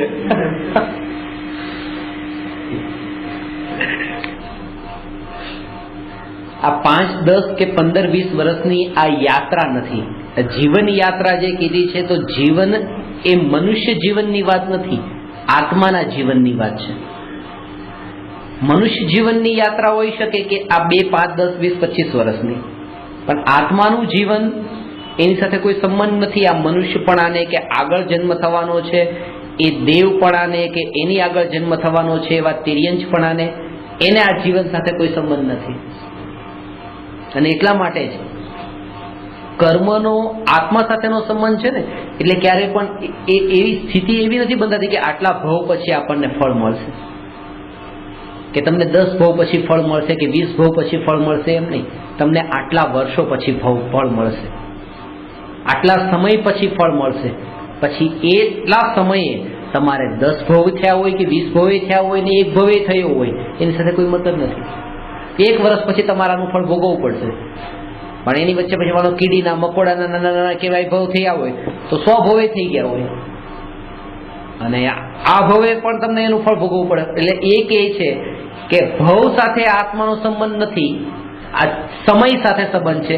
અને સમય એટલે આત્માની નિત્યતા, આ જીવન પણ આત્માનું, આ આત્માનું જીવન છે. એટલે જ કે જે જીવ પુરુષાર્થી છે એને સમ્યક દર્શન થાય છે, આ ભવે આવતા ભવે ક્યારેક તો એને સમ્યક દર્શન થાય છે. અહીંયા સમય ઘટાડવાનો એટલે પરમેનન્ટ શું છે એના સાથે પોતાની નિત્યતા સાથે, પોતાની નિત્યતા સાથે એને અહીંયા પણ રુચિ નથી, આગળના સંયોગોમાં પણ રુચિ નથી, અહીંના માતા પિતામાં પણ રુચિ નથી, તો આગળ જ્યાં જન્મ થશે એ માતા પિતામાં પણ રુચિ નથી, એની આગળ જ્યાં જન્મ થશે ત્યાં પણ રુચિ નથી. કોઈ સંબંધોમાં જ્યાં રુચિ નથી, અંદરથી રુચિ ટળી ગઈ છે. 2 વસ્તુમાં ફરક છે, એક દીક્ષા લેવી અને એક સમ્યક દર્શન થવું. દીક્ષા લેવામાં શું છે, માતા પિતાને છોડી દીધા, પૈસા છોડી દીધા. એકમાં પૈસા છોડ્યા છે, પૈસા નથી છોડવાના, પૈસાથી પોતાને છોડાવી દેવાનું છે, પૈસાથી પોતાને અલગ હટાવી દેવાનો છે. જેણે પૈસા છોડ્યા તો અહીંયા છોડ્યા, તો આગળ જતા મળ્યા પછી એને પકડી લીધા, અથવા તો પાછું એને છોડવા માટે વિકલ્પ કરવો પડશે. પણ જેણે અહીંયા જે પૈસા હતા એનાથી પોતાને અલગ છોડાવી દીધો, હવે કોઈ આગળ કોઈ વસ્તુ એને પ્રભાવિત નહીં કરે, કારણ કે એણે વસ્તુથી જ પોતાને અલગ હટાવી દીધો છે, પોતાની દ્રષ્ટિ અંતર્મુખ કરી દીધી છે. દ્રષ્ટિ અંતર્મુખ કરી દીધી એટલે રુચિ ટળી ગઈ. હવે એણે આંખ ખોલવાની કે બંધ કરવાની કે ફેરવવાની કે એને કોઈ જરૂર નથી. એટલે કે મારે હવે આત્માને જો ઓળખવો છે તો તમે મારા નજરની સામે આવો, તો આમ જોયું તો આ બીજા ભાઈ જતા, આંખ બંધ કરી દીધી, આંખ બંધ કરે અંધારું દેખાય, આંખ બંધ કરી દીધી તો તમને જે દેખાતા એ જ બધું દેખાડો. આ ઉપાય નથી, ઉપાય નથી. ઉપાય એ છે તમારામાં મને રસ નથી, ઇન્ટરેસ્ટ નથી. બસ ઇન્ટરેસ્ટ ન હોય તો તમે ભલે ને સામે આવો, મારા આંખ અને વસ્તુ એ બંનેનું એવી રીતે કનેક્શન થતું હોય, પણ ઉપયોગ જે અંદર જાણપણું છે એ જાણપણામાં તમારો પ્રવેશ ન થતો હોય, કારણ કે જાણપણું અંદરમાં સ્વતંત્ર ધારા રૂપે ચાલતું હોય. અને આ જ રીતે આપણે રસ્તામાં ચાલતા ચાલતા બધી દુકાનોને જોતા જોતા નીકળીએ છીએ, બધી દુકાનોની બધી વસ્તુઓ આપણા અંદર આવી નથી જતી. આંખ ખુલ્લી હોય છે, કનેક્શન બનતું હોય છે, પણ જોડાણ ઉપયોગનું ત્યાં જ થતું હોય છે જ્યાં રુચિ હોય છે. એટલે રુચિ ટળેલી હશે તો ઓટોમેટિક આ જ્ઞેયો જણાશે નહીં. અભ્યાસ આવો કરવાનો છે, આ સાધના છે. જેટલી વિસ્મૃતિ પરની થતી જાય એટલી સાધનામાં આગળ વધો છો. એમ નહીં સમજવું કે આ તો પેલા કરતા પણ વધારે ખરાબ સ્થિતિ આવી ગઈ, પેલા એટલી તો ખબર રહેતી હતી કે આ પત્ની છે.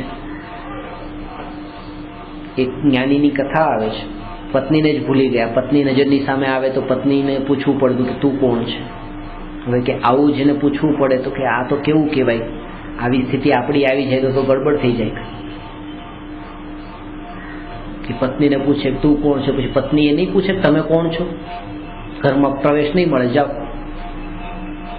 પણ આ એક પ્રકારની એવી દશાની વાત છે કે જ્યાં પૂરેપૂરી આસક્તિ, પૂરી રુચિ એ વસ્તુ સંબંધી છૂટી ગઈ. એટલો એ ક્યારે થયું હોય કે જેટલો જેટલો અંદરમાં ઊંડો ઊંડો ઊંડો ઉતરતો જાય એટલી એટલી એને તરંગો બહારની એ બધી ઓછી થતી જાય. વિકલ્પની, આ પત્ની છે, આ છોકરા છે, આ પૈસા છે, આ ગાડી છે, આ ઘર છે, આ મારી દુકાન છે, આમ છે, આ બધું એ તરંગો છે બધી છૂટતી જાય. જેટલો જેટલો સમુદ્રની અંદર જતો જાય છે એમ સમુદ્રની ઉપરની જે તરંગો હતી અને અસ્થિરતાની જે અનુભૂતિ થતી હતી એ મટતી જાય છે. અસ્થિરતા નથી મટતી, અસ્થિરતાની અનુભૂતિ મટે છે. કારણ કે અત્યારની સ્થિતિ એવી છે કે કર્મના ઉદયથી વિકલ્પો ચાલુ રહેવાના છે. આ વિકલ્પો આવશે, આ અસ્થિરતા છે. મારે ઉમરાળામાં રહેવું છે અને હું મુંબઈ જઈ આવું. આ વિકલ્પ ઉમરાળામાં રહેવાનો વિકલ્પ હતો, મુંબઈ આવવાનો વિકલ્પ થયો. આ વિકલ્પ એ અસ્થિર છે, બદલાઈ ગયો. પણ અસ્થિરતાની અનુભૂતિ એ દુઃખનું કારણ છે. અસ્થિરતા તો કુંદકુંદાચાર્યને પણ હતી. ક્યારેક શાસ્ત્ર લખવા બેસતા હતા, ક્યારેક આહાર લેવા જતા હતા, ક્યારેક શાસ્ત્ર લખવાનું બંધ કરતા હતા, પાછું કોઈ બીજું કામ કરતા. અસ્થિરતા તો હોય પણ અસ્થિરતાની અનુભૂતિ નહીં. ત્યાં અસ્થિરતા એ જ્ઞેય છે અને અસ્થિરતાની અનુભૂતિ જો કરે તો જ્ઞેયની અનુભૂતિ કરી, એટલે ત્યાં પોતે જ્ઞાનની જ અનુભૂતિ કરતા રહે છે. જેથી કરીને આ બંનેથી કોઈ ફરક નથી પડતો. એ સ્થિતિ એ આવી કે જો એ જ કામ મારે તમને નથી જાણવા, મારે તમને જાણવા છે, એટલે તમારામાં દ્વેષ છે ને તમારામાં રાગ છે. મારે ઘરમાં નથી રહેવું, મારે વનમાં જ જવું છે. તો ઘરમાં દ્વેષ થયો, વનમાં રાગ થયો. તો મુનિ દીક્ષામાં આ છે કે દીક્ષા લેવાનો એટલો રાગ થઈ જાય છે, મારે દીક્ષા લેવી જ છે, દીક્ષા લેવી જ છે, દીક્ષા લેવી જ છે. દીક્ષાના જેને દીક્ષા લેવાની એટલી ઈચ્છા હોય અને એમ કે ને કે ના અત્યારે તમારે દીક્ષા નથી લેવી, ના જલ્દી મુહૂર્ત કઢાવો, જલ્દી મુહૂર્ત કઢાવો. એક બેનને દીક્ષા લેવી હતી. દીક્ષા લેવા માટે થઈને પછી મેં કીધું તમારે જ્યાં કયા સંપ્રદાયમાં દીક્ષા લેવાની, તો સંપ્રદાયનું નામ બતાવ્યું. પછી મેં કીધું તમે ત્યાં ક્યારેય કેટલો ટાઈમ રહ્યા છો, ત્યાં જે મા સતીજીઓ છે, ત્યાં તમારા જે ગુરુ છે, તમે બધાથી પરિચિત છો, બધાના સ્વભાવથી પરિચિત છો? ક્યારેક એવું ન બને કે તમે ત્યાં જાઓ ને તેમનો સ્વભાવ તમારાથી મળતો ન આવતો હોય, રોજના વિવાદ ઝઘડા ને બધું બીજું ઊભું થાય. એ સ્થિતિમાં ઉલટું પેલા કરતા ખરાબ દશા થઈ જાય. બધું બરાબર છે ને, ત્યાં સ્વભાવ મળે છે, ત્યાં બધું બરાબર છે, ત્યાં બધું બરાબર છે. ત્યાં 3 મહિના રહી આવી છું અને બધા મા સતીજીઓ બહુ સારા છે અને સારી રીતે બધાએ પણ કીધું આવી જાઓ, અને એટલે હવે જાઉં છું. બરાબરની મિત્રતા બનાવી લીધી છે. 3 મહિનો રહીને એવી ગાઢ મિત્રતા થઈ ગઈ છે કે બસ બધાએ કીધું હવે તો જલ્દી જલ્દી આવો, જલ્દી આવો. હજી આવતા કેમ નથી? મને પણ બહુ તમન્ના છે ક્યારે હું જલ્દી જાઉં. એ પણ બધા રાહ જોવે છે કે હવે કેમ આવતા નથી. આ એટલી મિત્રતા ગાઢ થઈ છે. એકનો રાગ છોડાવીને બીજાના રાગમાં પડે છે. અને આ રાગ એટલો ખતરનાક નતો, કારણ કે આ રાગ ધર્મ નતો કહેવાતો, ઘરમાં રહેવા વાળો. પેલો રાગ તો પાછો ધર્મ કહેવાય જાય છે. ત્યાં મોટો ભ્રમ ઉભો થઈ જાય છે. ધર્મના નામે અધર્મ શરૂ થઈ જાય. સમાજ એને માન પણ આપશે કે જો આ ધર્મી છે, ઘર છોડી દીધું, પરિવાર છોડી દીધું.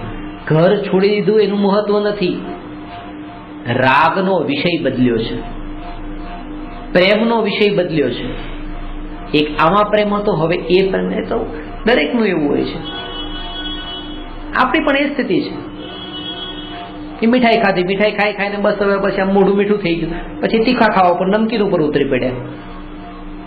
હવે પ્રેમ મીઠાઈનો જતો નથી રહ્યો, પ્રેમનો વિષય બદલાણો. પેલા મીઠાઈનો પ્રેમ હતો, હવે નમકીનનો પ્રેમ થયો. અને જયારે તીખું તીખું લાગશે ત્યારે પાછો આ મીઠાઈનો પ્રેમમાં આવી જશે. આ ચેન્જીસ.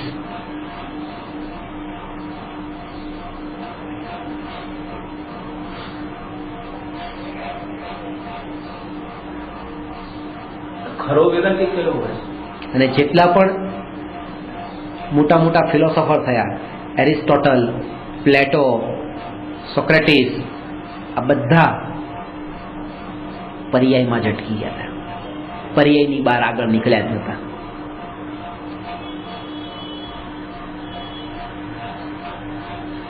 ગઈકાલે તો હું એક આર્ટિકલ વાંચતો હતો પ્લેટોનો, એમાં એને હતું બધું આખું કે ઓલવેઝ ચેન્જીસ જે છે, ચેન્જીસ ઓલવેઝ બ્યુટીફુલ હોય છે. ચેન્જીસ, કોઈ પણ ચેન્જીસ, બદલાવ, ચેન્જીસ એટલે શું? પર્યાય હંમેશા સુંદર હોય છે. એનો આખો ભાવ પૂરેપૂરો એ હતો કે આજે હું ત્યાંથી અહીંયા આવ્યો, આ મળ્યા, કેટલી આનંદ આનંદ આનંદ, બસ હવે એ આનંદ પતી ગયું, મળી લીધું ને, હવે કોઈ બીજાને તો ઓલવેઝ બ્યુટીફુલ, હવે કોઈ બીજાને ઓલવેઝ બ્યુટીફુલ. તો જ્યારે હું મીઠાઈથી જ્યારે નમકીન ઉપર આવું છું ત્યારે નમકીનનો સ્વાદ હંમેશા આનંદદાયક હોય છે, નમકીનથી પછી મીઠાઈ ઉપરનો સ્વાદ આનંદદાયક હોય છે. આવા ચિંતકો પણ અટક્યા તો પર્યાયમાં જ, પર્યાયની બહાર નીકળીને ક્યાંક દ્રવ્ય છે જે નિત્ય છે એ સુખરૂપ છે ત્યાં સુધી નહીં પહોંચ્યા, જેની પાછળ આજે આખી દુનિયા, જે ગ્રીસ ફિલોસોફર બધા જે છે બધા એટલી ગાંડી થઈ રહી છે કે એમની ફિલોસોફીમાં જોઉં તો ક્યાંય નહીં, ક્યાંય નિત્યતા નહીં, ત્રિકાળી ધ્રુવની કોઈ બાબત, ક્ષણિકપણામાં જ અટક્યા છે બધા. જેટલી બુદ્ધિ દોડી, બુદ્ધિ બધી પરના માટે.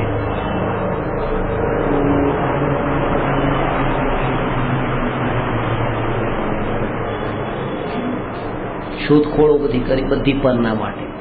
કારણ કે વિચાર જ એ પ્રકારનો ચાલે. ભૌતિક દુનિયામાં રહે છે, જેવા લોકોની વચ્ચે રહે છે, પોતાના વિચારો પણ એની સાથે બિલકુલ જોડાયેલા છે. એ જ હતું, નથી જાણી. એરિસ્ટોટલે કીધું છે, if you can count your money you don't have $1 billion. તમે જો તમારા પૈસાને ગણી શકતા હો તો તમારી પાસે $1 બિલિયન નથી, કારણ કે જેની પાસે $1 બિલિયન હોય એ ગણે જ નહીં. આટલું એના બધો વિચાર કર્યો. If you can count your money, if you can count your money you don't have $1 billion. ચિંતન કેટલા ઊંડું ત્યાં ગયું, આનો કોઈ વિચાર નહીં. એટલા માટે કહું છું કે તમે વધારે ભાગ્યશાળી છો એ એરિસ્ટોટલ હોય, પ્લેટો હોય કે સોક્રેટિસ હોય કે આઇન્સ્ટીન હોય, ન્યૂટન હોય કે પછી પાયથાગોરસ હોય, કોઈ પણ હોય, એનાથી વધારે ભાગ્યશાળી છો, કારણ કે તમને નિત્યતાની વાત કાનમાં પડી છે. એ કોઈએ એમ નથી કીધું કે તમે પરમાત્મા છો.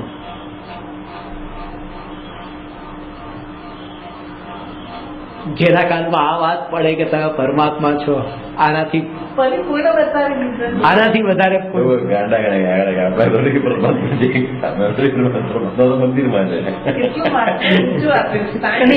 લોકો આપણને જ નહીં, એ તો મહાવીર ભગવાનને ગાંડા ગણે છે. હજી એવા કેટલાય લોકો છે જે મહાવીર ભગવાનને ઇરિસ્પોન્સિબલ કહે છે, ખોટું કર્યું, પોતાના પરિવારને આવું રડતું છોડીને દીક્ષા લઈ. આ ચક્રવર્તીઓને બધાને ઇરિસ્પોન્સિબલ બતાવે છે કે એમની જવાબદારી નિભાવી નહીં. જયારે છોડવા હતા તો લગ્ન શું કામ કર્યા? તમે તમારી જે ડ્યુટી હતી, તમારી ફરજ તમે ન નિભાવી શક્યા, તમે તમારી ડ્યુટીને ન નિભાવી શક્યા, તમે એને છોડીને નીકળી ગયા. કાયર કહેવાઓ તમે.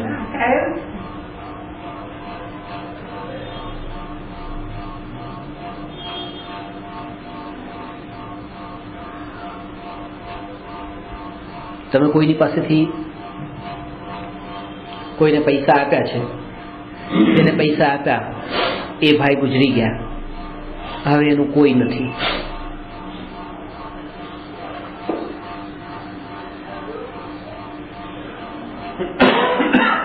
તમે કોની પાસે માંગો? પતિ મરી ગયા, કોને કમ્પ્લેન કરો? જ્યારે ચક્રવર્તી પાસે જઈને આ રાણીઓ કમ્પ્લેન કરે છે કે તમે અમે જિંદગીભર છોડશો નહીં, અમારી સાથે જ રહેશો, સુખી રાખશો, ક્યાં ગયું તમારું પ્રોમિસ?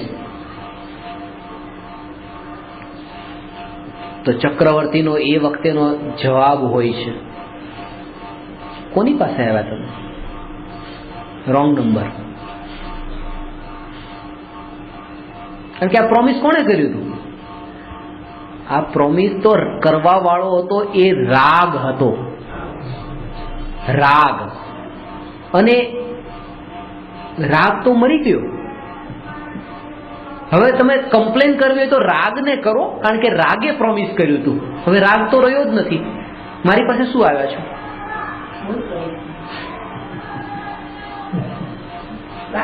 એ રાગ હતો, એ તો એ સમયની પર્યાયમાં ઉત્પન્ન થવા વાળો રાગ હતો, જેને આ તમને કીધું હતું કે હું તમને ખુશ રાખીશ. હવે એ જતો રહ્યો. હવે તમે કોને કમ્પ્લેન કરો? કારણ કે એ પ્રોમિસ એક વાર કર્યું હતું ને, એવરી મોમેન્ટ તો નતું કર્યું ને. એવરી મોમેન્ટ કર્યું હોત તો અત્યારે પણ કમ્પ્લેન કરે, કારણ કે અત્યારે એવરી મોમેન્ટમાં અત્યારે પણ પછી આ મોમેન્ટ આવી ગઈ, એ નિત્યતા વાળું આવી ગયું. એવરી મોમેન્ટ એટલે કે નિત્ય એ પ્રોમિસ કર્યું હતું, નિત્યને કમ્પ્લેન કરે. પ્રોમિસ તો ક્ષણિકે કર્યું હતું ને ક્ષણિક રહેતું જ નથી. અને આ સમાચાર આપણા માટે વૈરાગ્યનું કારણ બને છે. આના ઉપરથી પ્રેરણા એ મળે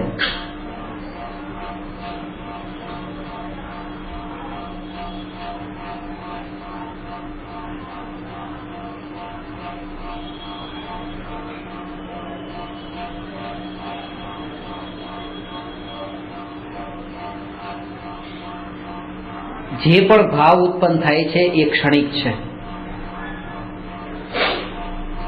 અને એ ક્ષણિક ભાવની જ અનુભૂતિ થાય છે, પણ એ જેના આધારે ઉત્પન્ન થયા છે ત્યાં સુધી આપણી દ્રષ્ટિ પહોંચતી નથી.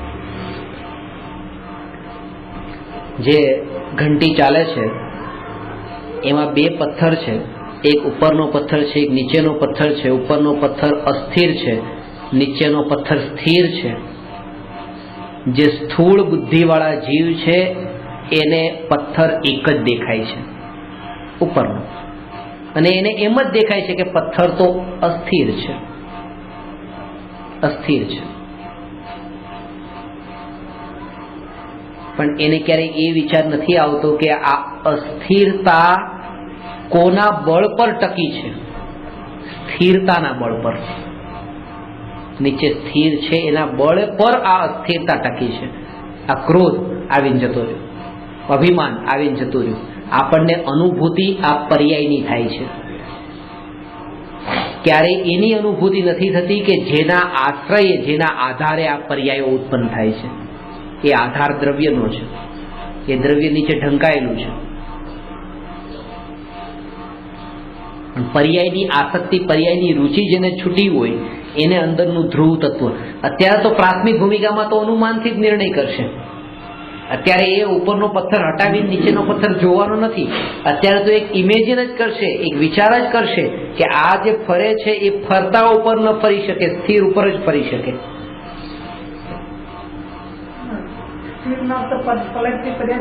દેખાત કોને?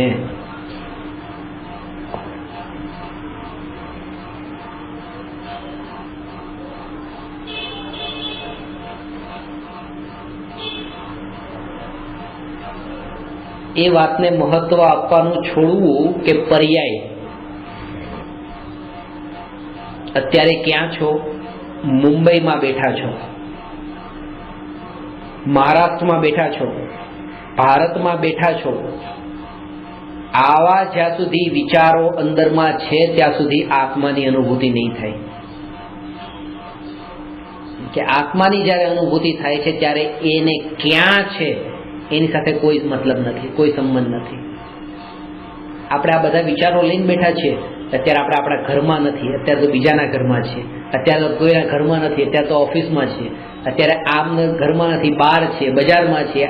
એ જાત જાતના જે વિચારો છે ને એ જ નિત્યતાથી આપણને હટાવી દે છે. એ ભેદોમાં નહીં પડો. ક્યાં છીએ એ ભેદોમાં પડવાથી કંઈ લાભ નથી. જેમ મારી બાજુમાં અત્યારે કોણ છે એનાથી મને કોઈ લાભ નથી, એમ હું ક્યાં છું એનાથી પણ મને કોઈ લાભ નથી. તમારો ફેસ પૂર્વ દિશા તરફ છે, મારો ફેસ પશ્ચિમ દિશા તરફ છે. આવો વિકલ્પ જ્યાં સુધી રહે છે ત્યાં સુધી અનુભૂતિ નથી. આ અનુભૂતિને બાધક બનવા વાળા વિચારોની વાત કરું છું. ગોળનો ટુકડો આ પડ્યો છે, એ પૂર્વ દિશા તરફ છે કે પશ્ચિમ દિશા તરફ છે કે ઉત્તર છે કે દક્ષિણ તરફ છે, કંઈ નહીં, એ મીઠો છે. આ આત્મા પૂર્વ તરફ છે કે પશ્ચિમ તરફ છે એમ નહીં, એ બસ જ્ઞાન જ્ઞાન. આ બધે જ્યાં જ્યાં આત્માના પ્રદેશો છે, આ બધી જગ્યાએ બધા પ્રદેશોમાં જ્ઞાન. બસ જ્ઞાનને કોઈ દિશા નથી, આત્માને કોઈ દિશા નથી, આત્માને કોઈ ક્ષેત્ર નથી, આત્માના કોઈ સંયોગ નથી, આત્માનો કોઈ કાળ નથી, આત્માને કોઈ ભાવ નથી. આ દ્રવ્ય ક્ષેત્ર કાળ ને ભાવથી આત્મા પરથી સર્વથા ભિન્ન છે એવો વિચાર કરે, એ વિચારના બળ પર નિત્ય સુધી પહોંચી શકે. ફરીથી કહું છું, મારી બાજુમાં કોણ છે એ યાદ ન આવે, હું ઘરમાં છું કે બહાર છું, કઈ દિશા તરફ છું એ યાદ ન આવે. સવાર છે અત્યારે, બપોર છે કે સાંજ છે, ગોળને કોઈ મતલબ નથી, ગોળ મીઠો છે. એટલે આ કાળ આત્માની અનુભૂતિમાં ક્યાંય બાધક નથી. એટલે જે લોકો એમ કહે ને કે આ કાળ ખરાબ ને આ કાળ સારો, આ ચોઘડિયું ખરાબ ને આ ચોઘડિયું સારું, એવું કંઈ નથી. ભક્તામનનો પાઠ આપણે 12 વાગે ન કરવો જોઈએ, હે ને? આટલા વાગે પાઠ નહીં કરવાનો, ભક્તામન નહીં વાંચવાનું, આટલા વાગે આ નહીં કરવાનું. બારથી દોઢ નહીં કરવાનું. પહેલેથી શીખવાડે આપે ત્યારે.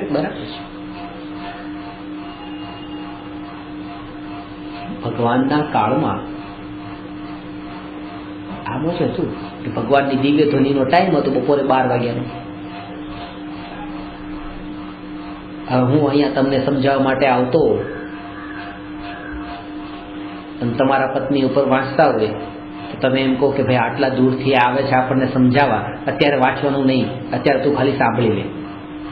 પછી એ જાય, પછી આખો દિવસ છે ને વાંચજે. આવો મોકો ક્યાં મળે સાંભળવાનો? તો એટલે કીધું હતું કે ભગવાનની દિવ્ય ધ્વનિ ખરતી હોય ત્યારે ઘરે પાઠ પછી કરી લેજો, અત્યારે વાણી સાંભળવા જતા રહો. તો એ ટાઈમે ના પાડી હતી. હવે અત્યારે તો ભગવાનની વાણી સાંભળવા જતા નથી ને આ ઘરે પાઠે બંધ થઈ ગયો, બધું બંધ થઈ ગયું.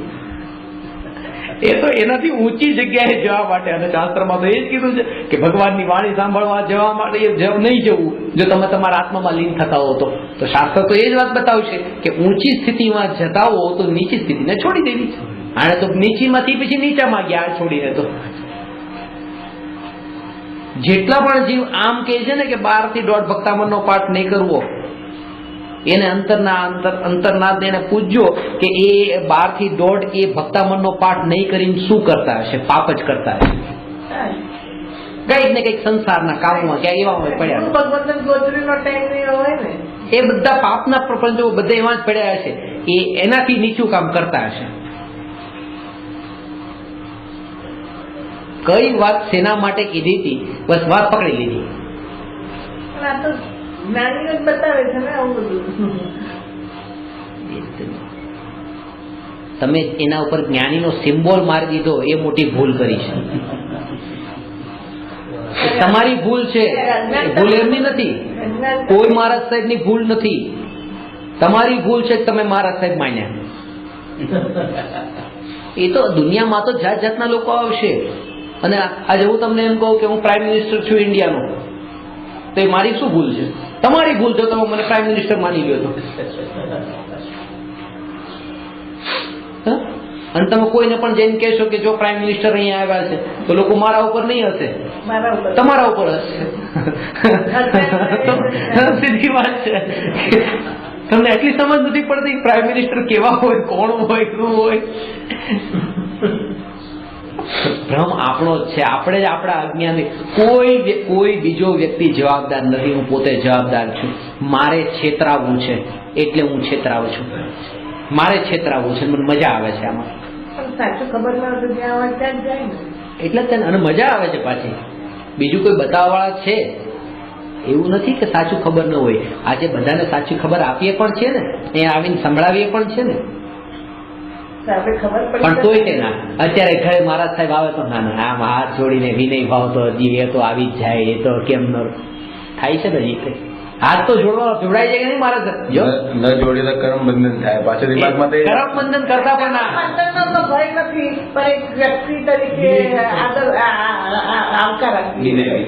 વિનય ભાવ બરાબર છે બેન, તમારે સાચી છે, પણ દિમાગમાં થોડો શંકા આવે કે ભગવાન રિયલમાં સાધુ હશે તો કર્મ બંધાશે ને પાછા ના, દિમાગમાં અભ્યાસ તો નથી માનતા, અભ્યાસ કર્યા પછી પણ આવકાર આપી. હા એ તો બરાબર છે. એમ ન કરીએ. અરે હવે તો ગોત્રી વાને બી વેરાવી કેમ એટલે આપ સાધુ ભાઈ તરીકે સાધુ તરીકે બધાને કહેવું બી પડે આમ. હા કહીએ ને વિનય ભાવ તો કેવો મોટા ભાઈ છે કે કોઈ બી આવે ઇન્સાન ને એટલે આપણા આદર માનતો કહીએ છીએ, છોડ્યું નથી એવું બધું. શ્વેતાંબર જો. ત્રણેય પંક્તિ છે.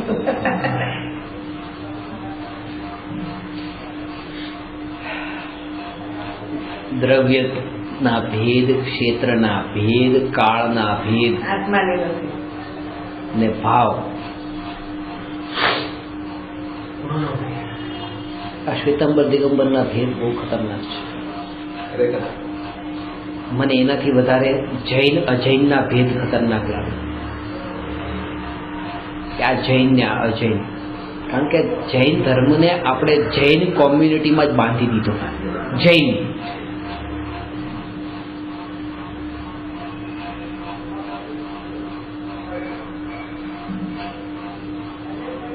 મહાવીર ભગવાનનું એક જ નગ્ન સ્વરૂપ, એ સ્વરૂપ નગ્ન આ મહાવીર ભગવાન એક પહેલું જ સિમ્બોલ એવું બતાવ્યું કે અજૈન સંપ્રદાયમાં મહાવીર ભગવાનને આપણે ક્યાંક લઈ જવા હોય ને પહેલા તે ચોકડી પડી જાય, સાંભળવા તૈયાર ન હોય. બીજા હજી ગુણો છે, એક ગુણ નથી એમના, બીજા પણ ઘણા ગુણો છે, પણ એક આગ્રહ થઈ ગયો આ જ સાચું. દિગંબર કે શ્વેતાંબર કોઈનો પક્ષપાતી નથી. હા, સાધુ હોય ત્યારે સાધુની દશા આવી હોય, પછી તમે એને નામ કંઈ પણ આપતા હો, કંઈ પણ નામ આપી.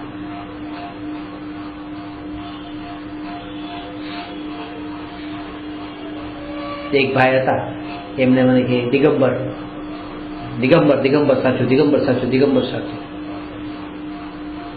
શું આ દિગંબર શ્વેતાંબરના ભેદમાં પડ્યા છે? મહાવીર ભગવાનને સમ્યક દર્શનની પ્રાપ્તિ કઈ પર્યાયમાં થઈ?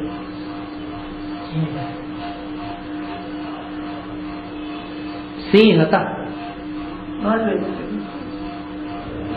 તો આ પાછળ જો મેં તમને કીધું ને દિગંબર, સિંહ એ દિગંબર હતો ને.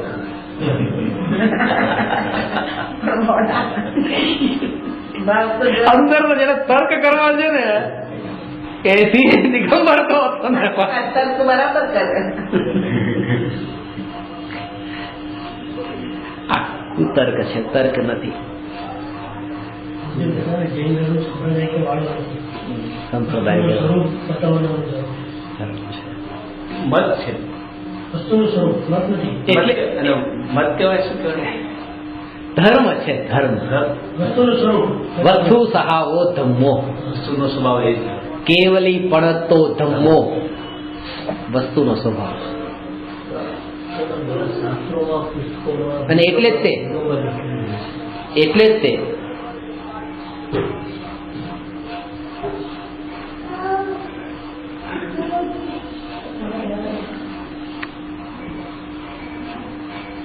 એટલે જ ચત્તારી મંગલમનો જે પાઠ આવે છે એમાં ચત્તારી લુગુત્તમા,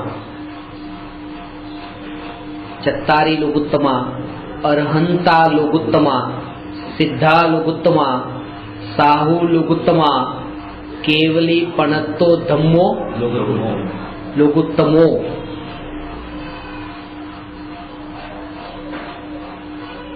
હવે ધ્યાનથી સાંભળજો. મારા સાહેબ માણસ એ ત્યાં લુગુત્તમા લુગુત્તમા હા, લોકો તમે જ બોલે, લોકો તમો નથી. લુગુત્તમો છે. હા, એક વચન. આ તમારી પાસે સાંભળશે લોકોત્તમ. મારી પાસે લોકોત્તમ જ આવે. એનું કારણ બતાવું છું. આ લુગુત્તમ એ ખાલી માત્રાનો ફરક છે. એ માત્રાથી શું થયું છે હવે તમે એ સમજો. વાંચ્યું? મહાવીરનો વારસદારમાં કે ક્યાંક મેં એક પુસ્તકમાં લખ્યું છે, અર્હંતા લુગુત્તમા લુગુત્તમા છે ને એ શબ્દ છે બહુવચન, ઘણા. તો અરિહંત ભગવાન કેટલા છે? ઘણા છે. એટલે અરહંતા લુગુત્તમા, સિદ્ધા લુગુત્તમા, સિદ્ધ ભગવાન અનંત છે. સાહુ લુગુત્તમા, સાધુ અનેક છે. અને કેવલી પણતો ધમ્મો, કેવલી ભગવાન દ્વારા બતાવવામાં આવેલો ધર્મ એક છે. એટલે લુગુત્તમા નહીં, લુગુત્તમો. લોકમાં ઉત્તમ છે. જો તમે એને લુગુત્તમા કહો એનો મતલબ કે કેવલી ભગવાનને બતાવેલા ધર્મ પણ અનેક છે. તો આ જેટલા ધર્મ બધા અત્યારે ભેદ પડ્યા બધા જ કેવલી ભગવાન, બધા સાચા. આ એક લુગુત્તમા લગાવવામાં આવે તો એ પણ ધર્મ, પણ બધા ધર્મ કેવલી ભગવાનના બતાવવામાં આવેલા છે એમ માનવું પડે.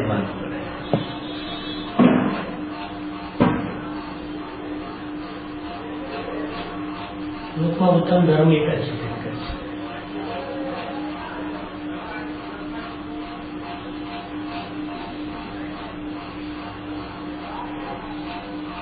ધર્મ જોયો છે કે ધર્મ દેખાય કે વસ્તુનો સ્વભાવ છે, દેખાય પણ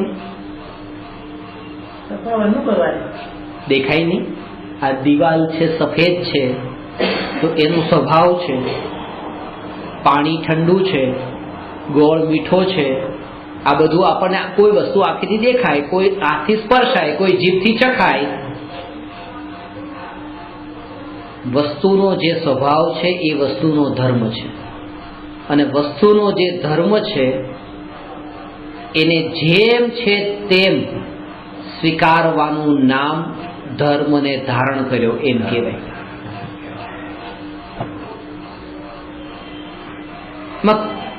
અને ત્યારે તે આખું જગત સ્વતંત્ર છે, કોઈ કોઈનું કરતા ધરતા હરતા નથી એ સમજ આવે જ્યારે ધર્મની દ્રષ્ટિએ જગતને જોઈએ. તો હિમાલયથી નીકળતી ગંગા નદી બંગાળની ખાડી સુધી પહોંચે છે. કોણ પહોંચાડે છે? જો તમે ધર્મને જાણતા હો તો દ્રવ્યની સ્વતંત્રતાની ખબર પડે. એનો સ્વભાવ છે, પાણીનો સ્વભાવ છે. પાણીનો સ્વભાવ શું છે? વહેવું. ક્યાં વહેવું? જ્યાં ઢાળ હોય ત્યાં વહેવું. તો હિમાલય બાજુ ઊંચાણ છે અને બંગાળની ખાડી બાજુ નીચાણ છે, તો પાણી ત્યાં વહે છે. હવે આમાં બ્રહ્માની જરૂર ક્યાં છે? કે આ જગતનું કરવા માટે કે ભગવાનની જરૂર ક્યાં છે? કે ભગવાન તમે આ ગંગા નદીને હિમાલયથી બંગાળની ખાડી સુધી ભગવાનની મરજી વગર તો પત્તું હલતું નથી.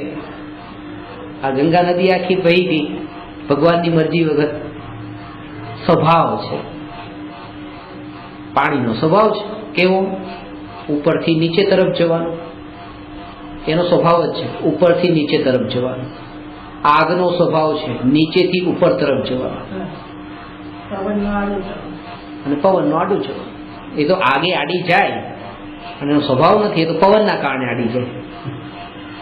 બાકી એનો સ્વભાવ તો ઉપર જવાનો જ છે. જયારે બધી વસ્તુ પોતાના સ્વભાવરૂપ પરિણમન કરે છે. સ્વભાવ છે, જાણો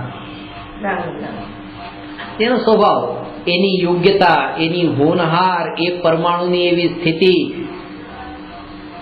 હજારો ટનનું જહાજ સમુદ્ર પર ટક્યું છે અને એક લોખંડની ખીલી દરિયામાં ડૂબી જાય છે.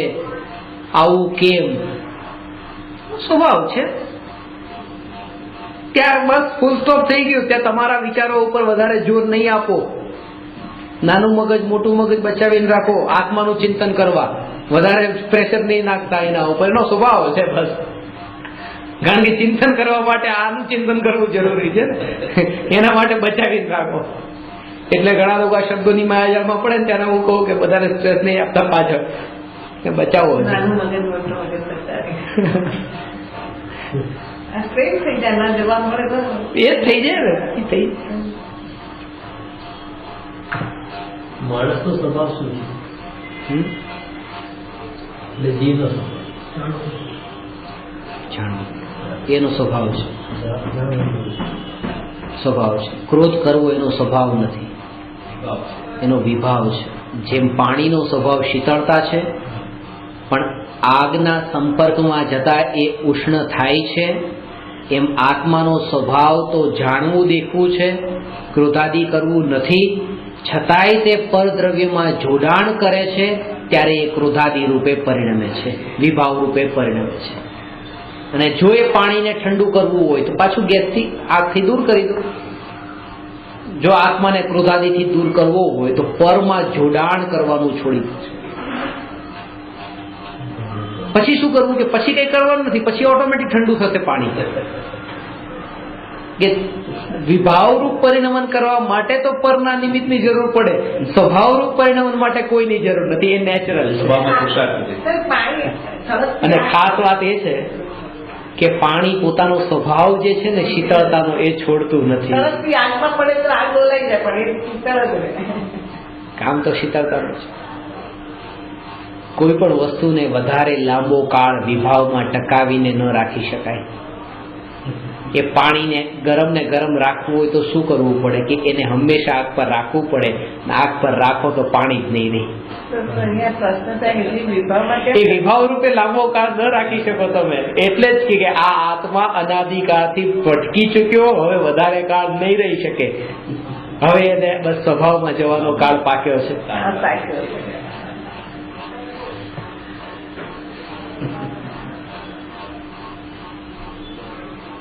આમ કહી શકાય કે હવે કદાચ આનો કાળ પાકી ગયો છે.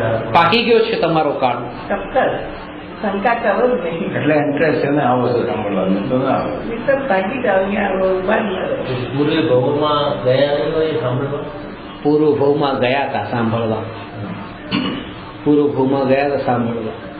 આનાથી પણ સારી રીતે તૈયાર થઈને ગયા હતા, સજી થજીને અંતરથી પણ તૈયાર થઈને ગયા હતા.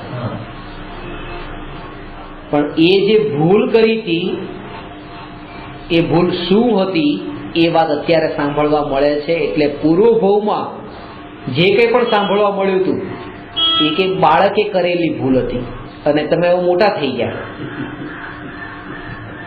એના એ સ્થિતિ કરતા તો અત્યારની સ્થિતિ તો વધારે મેચ્યોર છે ને.